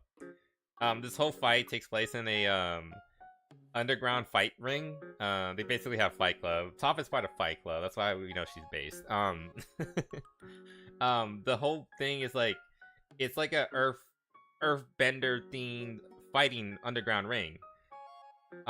They fight like on plain rock ground, but this whole scene is like the ground they're fighting on is sand, which doesn't make sense because the whole point of Toph is that she has a really hard time fighting and seeing quotations on sand because sand doesn't like reverberate and it doesn't reverberate, and it doesn't like she can't do her echolocation with it. So this whole fight scene shouldn't even be possible for Toph because she hasn't figured out how to properly deal with Sanyan. And yeah, so everyone just keeps memeing on it. There's no live action at ATLA. And for a while, I didn't even I completely forgot about this series until like yesterday, or actually no, this morning when I saw this video. I completely forgot that they were doing the live action series. I thought they gave up on it. And then, you know, Chim posted that picture of Jet in the library, which doesn't make sense. Why is he there? The Boulder doesn't concern himself with live action adaptation. He would say that, because the Boulder is Chad. Like, I fucking love the Boulder. What did they do to my Boulder? What did they do to my boy? Where is he again? I want to see him again. Toph, where's Toph? There is no Toph here. There's no Aang here. That's Aang. What, are you stupid? This is a complete mockery. People hate this. And I mean, yes, we hate it, but like, Sand. yeah, they're fighting on sand. Like, that's like, yeah, what a downgrade. What did they do to my boy? They turned him into like some sumo fuck. And yeah, like, I'm surprised that people are still watching this. I didn't like. I watched the first episode with my brother, and I've said this before, my siblings are way more kind to media than I am. I'm very, very critical. Like, I admit that. And like, I think it is to a fault, even potentially. I don't even know if he finished it. He's never told me about it or anything, so I'm not even sure if he even liked it. But who likes this? Who's watching this? It's 5:58 for me. Yeah, you should probably get the bed if you haven't already. No worries, Templar. Hope you have a good one. I can stay a bit more for you. Oh my god. Okay, I'll try to speed this up then. But yeah, this isn't. I mean, they have Toph, I guess. Basically, like, someone made like a comparison. I don't know if it was Hero or some other guy in the comments. Oh my god. Like, let's just talk about this for a second. Well, first, real quick. Like, they spent like however many millions to animate all these, like, you know, fireballs and shit like that to make a show that just looks worse than the original. Like, why? What are they doing? Like, this is just a series that doesn't like lend itself to live action, period. Like, you could do it, but it's just always going to be worse than the original because animation is just so much freer. There's more potential. You can do so much more with this like freeform animation. Live action is just always gonna look worse, like, period. This is how it is. And speaking of looking worse, here's another fucking downgrade. What did they do to my Japanese goth girl? May's another one I really, really like. Like, I didn't love her as much as Azula, but like, if I had to pick a close second, it would be May. Again, I love May too. Again, she is the Japanese goth girl. Like, Zuko really fumbled when they decided to canonize that they broke up, which is just such a... First of all, I think it's just more like modern bullshit, like, you know, girls get it done. But they decided that Zuko broke up with May. I think they were married for a little while, but then they divorced, which is just so sad. Like, what the fuck are you guys doing? But yeah, like, fumbled the baddie, as they say. Like, but if this is the new May, you know what? Maybe he dodged the bullet. What? Why are they all so big? Why is the Fire Nation in particular? Like, they're a nation at war for over 100 years. You would think in that culture, well, first of all, everyone's a warrior, or like at least warrior-like. And two, if you look at like countries like Nazi Germany, they were pinching pennies like crazy to try to like sustain food rations for the general populace in the war machine as time went on, especially in the later years of the war, the final years of the war. You would think that a country that's been at war for 100 fucking years would have something like diet plans, so that not every, like, I get it. May and Azula. Azula's a princess, and May is one of her best friends. I get it. They're higher on the totem pole. They probably would have access to more stuff and more luxury goods, including food. But still, what happened? Just look at Mel's China. Yeah, exactly. Like when war's going on for so long, you know, the populace starts to feel it, and that leads to like borderline famine. But not for these chicks. Like, I guess they're the ones taking all the food. It's not going to the soldiers. So, like clearly. Even other countries at times have to really ration their stuff. Yeah, like, and like, but we're talking about the aggressors in this case. Like, the Fire Nation are the aggressors. And in history, usually the aggressors are the ones who start feeling the famine first and foremost. But not this one. not these girls. And again, I have to like emphasize, like, these are incredibly skilled and trained martial artists. Now, Mei isn't a bender, but she's basically a trained assassin. Like, they gave her one of her knives. Like, yeah, I guess she has another one here. She's also an incredible gymnast. He's like bouncing off of walls. He's throwing knives and threads that can like slice people in half. They don't show that in the show because, you know, PG child show. But you know what I mean. She's supposed to be an incredibly deadly assassin type character. What was the line? How did that go again? I'm trying to sneak around, but the clap of my ass cheeks are alerting the guards. I'm sorry, I can't believe that this woman is a deadly assassin. Like, everyone in the fucking building is gonna know that she's there. They're gonna hear her coming. I'm just being real, TOA. Let's be real. We're all gonna hear her coming. And then like let's like go forward a little bit more. Yeah, it just, oh god. Toph looks like a 36-year-old woman. Yeah, she does look. Okay, like, this is a really bad shot. You said that she looks like she's stoned out. Okay, I can see it here actually. With the lips. The actress is like 19 though. She should not look like she's 36. I don't know. Something's going on with the makeup there. Oh, like, god. She looks even bigger here. Could they only find 10 Asian actors? Like, yeah, like a big thing that they went into with this like, let me talk about that. A big thing that they went into with regarding this show was like authentic casting. Okay, and like I laugh about, I always criticize authentic casting regarding like voice acting, right? Because like a voice isn't the same thing as looking like the character, right? Here's the thing. With this one, they don't look like the characters. They're not the right shape for them. They don't look like trained martial artists who have been like doing this like the majority of their lives. Like, again, like all these characters, like the oldest amongst them is like Azula, like at 16, 17. But even her, but she has been training her entire life. Or like the majority of her life. Like, as soon as she could walk, I imagine they were already giving her like firebending training. Like, that's how dedicated and talented and exceptional she is. I cannot believe that with this individual. And again, I brought up, like, the Fire Nation is based on Japan, right? So yeah, find some Japanese actresses who look like they could jump around and do shit. These two aren't it. I'm sorry, but that's just facts. If you fight every day of your life, you're not going to be that big, especially women. Yes, this does not make sense. Avatar of power. Again, I don't want to be too mean to the actresses. Like, the one I really blame is the casting director. But oh my god, Toph about to listen to Bob Marley. Did they hire an actually blind woman for Toph? I bet not. Let me see. Actually, that's a good point. Miyako, what's her full name? Is Miyako blind? Question mark. The blind played the actress. However, the actress herself is not visually impaired. We should riot, guys. We should start a riot.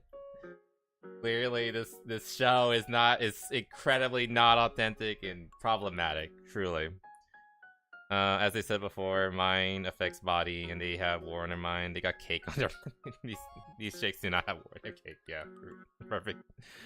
Then the show would be fatphobic. I know, we can't have that now, can we? Despite the like, where is my goth Japanese baddie? Like, what Also, this lighting makes her look like she's black on top of everything. I know she isn't. I think this is actually a Japanese chick. But damn, she does not look like Mei. That is not Mei. Also, the little buns just make her look goofy. Whereas Mei's buns, I don't know. They just make her look cute. I don't know. It's because of like how big her hair is. But they do not help this chick. I'm sorry. Yeah, there's a casting director. Okay, there's a problem right there. Like I said, I blame the casting director. I'm seeing a trend here. I wonder what's the connection between this woman and these women. I'm not sure.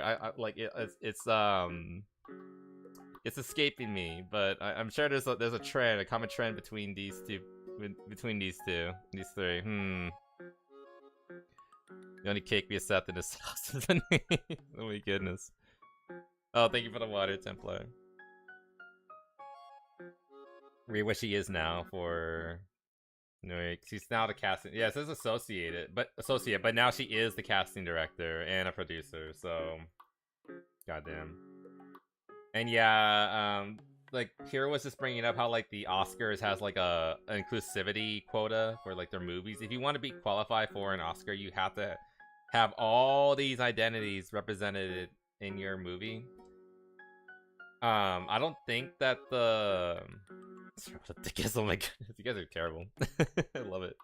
I don't think that the movie or like the series is necessarily going for an Oscar, but still, like this might be potentially part of the problem. So it's making live action series after the original creators left. Oh yeah, and also another thing, the checklist is real. You can go onto the Oscars page, and there is like a qualification list. If you want to qualify for an Oscar, you need to meet these roles. You need to have these people represented: women, gays, racial identities, people with disabilities. If you want an Oscar, you gotta have at least some of these things. Otherwise, you're disqualified. You're not even considered. That's why like this is another conversation, but like that's why a lot of people think that the new Odyssey movie is going so fucking woke, because Nolan is desperate for an Oscar, so he has to check all these boxes, even though it doesn't make sense for the Odyssey to have such characters. And also big chair on top. I think this happened like about a year ago at least. But the original creators of Avatar, they were originally on board for the live action, but they've since left. They left like at least a year ago. They're not working on it anymore. They do not like it. They think it's very it's not following the formula they wanted. They're done. They left. And like, say what you want about the original directors, because like they also have gone kind of woke too. There's some questionable decisions regarding like some of the comics, like, oh, by the way, Kiyoshi was always gay, blah blah blah blah, stupid shit like that. But at least they had a solid vision for the original series, and they're saying no, this is going too far. Even with them and their further left-leaning ideology, like again, they've been moving more and more left as time goes on. Even they said, nah, this is too much, and they quit. They don't want to be part of it anymore. So yeah, the Avatar, like, I completely forgot about that series, but I wasn't missing much, is what I'm realizing. Casting director, read right next to her. Wait, what? Sorry, I pulled it down. Let me find it again.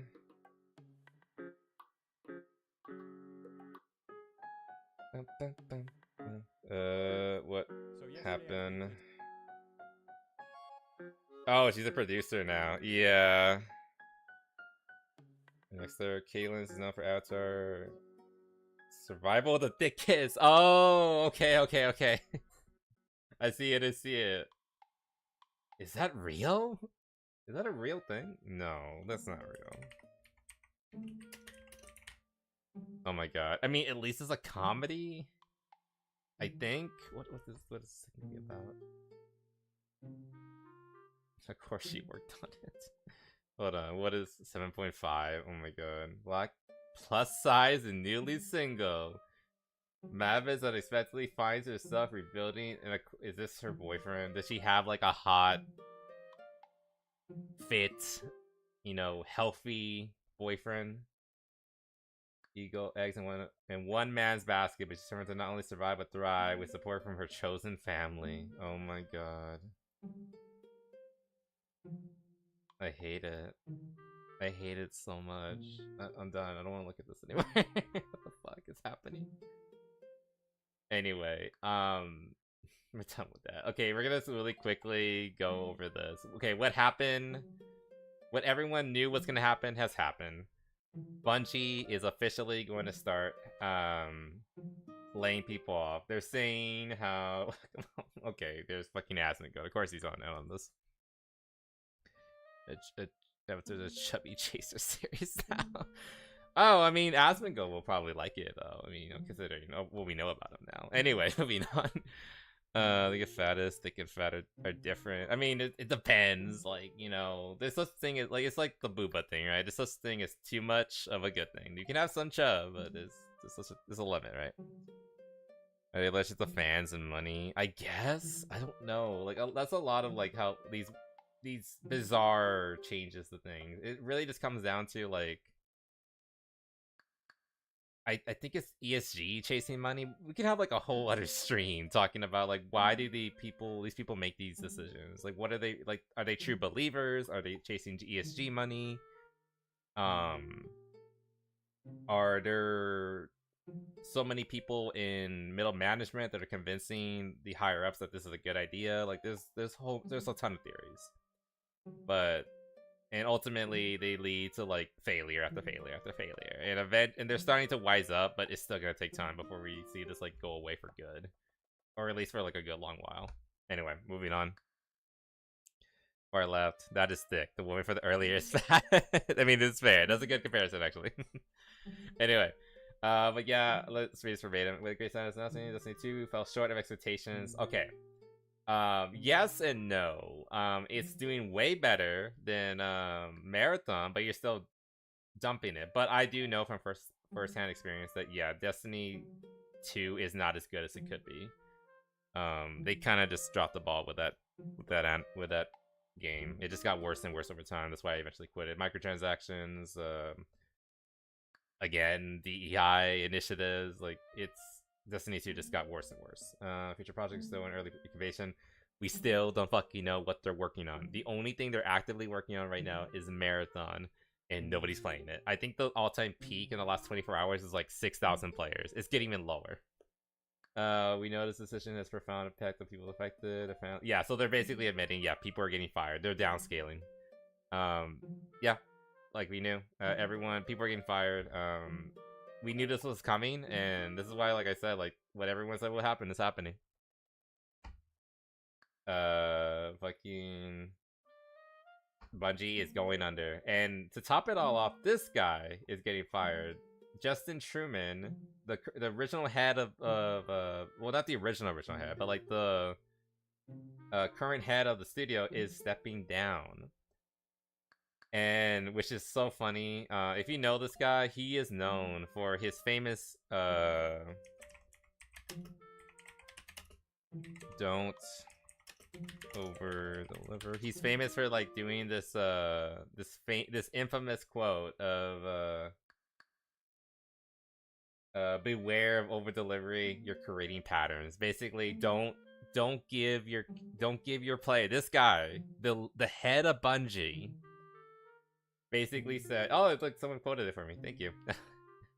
Like it's so appropriate that this guy is going through this, because he is the one who said don't give players what they want, because then you'll make them think that you're gonna give them what they want later, and we can't have that. We can't have a good relationship with our customers. We gotta just like we gotta underperform, undersell the entire time.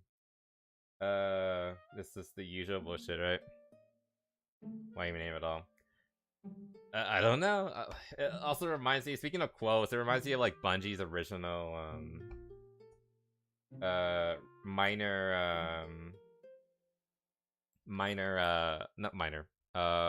original motto of Bungie, which is like, we make the games you want to play. And I think their current motto, the official motto of the studio, is we make experiences for everyone. I think that's something to that effect. We make experiences for everyone, which is just like, God. And what has it gotten you? Originally it was Halo and Destiny 1, and now it's just a Bungie. I mean, now it's just like Marathon Floundering and Destiny 2 dead. Amazing. Yeah, but yeah, that's basically it. How far they have fallen. It's just so fucking sad. Ugh. Yeah, Bungie's dead. But the Bungie we knew is just fucking dead. It's not coming out anymore. Yeah, it is sad. Are you talking about like the stream ending? It can be both, I guess. Make something for everyone in business. You need something to aim for. Hope you feel better. Oh, I feel a lot better. Thank you too. Thank you for asking. But yeah, that was the weekly debrief. Yeah, a lot of shit got down, and we only got like barely through it all. But hope you guys enjoyed that. Like I said, schedule will try to be up by tomorrow, but I'm gonna try to like do, at least for next week, I'm gonna try to like cut one day out, because I need some rest. A little bit of rest. So excuse me. So yeah, I'm probably gonna take Wednesday off, but we'll see what happens. And we'll see which games we play. But besides that, guys, thank you so much for hanging out with me. Yeah, thank you for hanging out with me. Hope you had a good time. I know I did. Hope you all stay happy and healthy, and I'll see you all again real soon, alright, guys. Later. Okay, have a good night, guys. Bye-bye.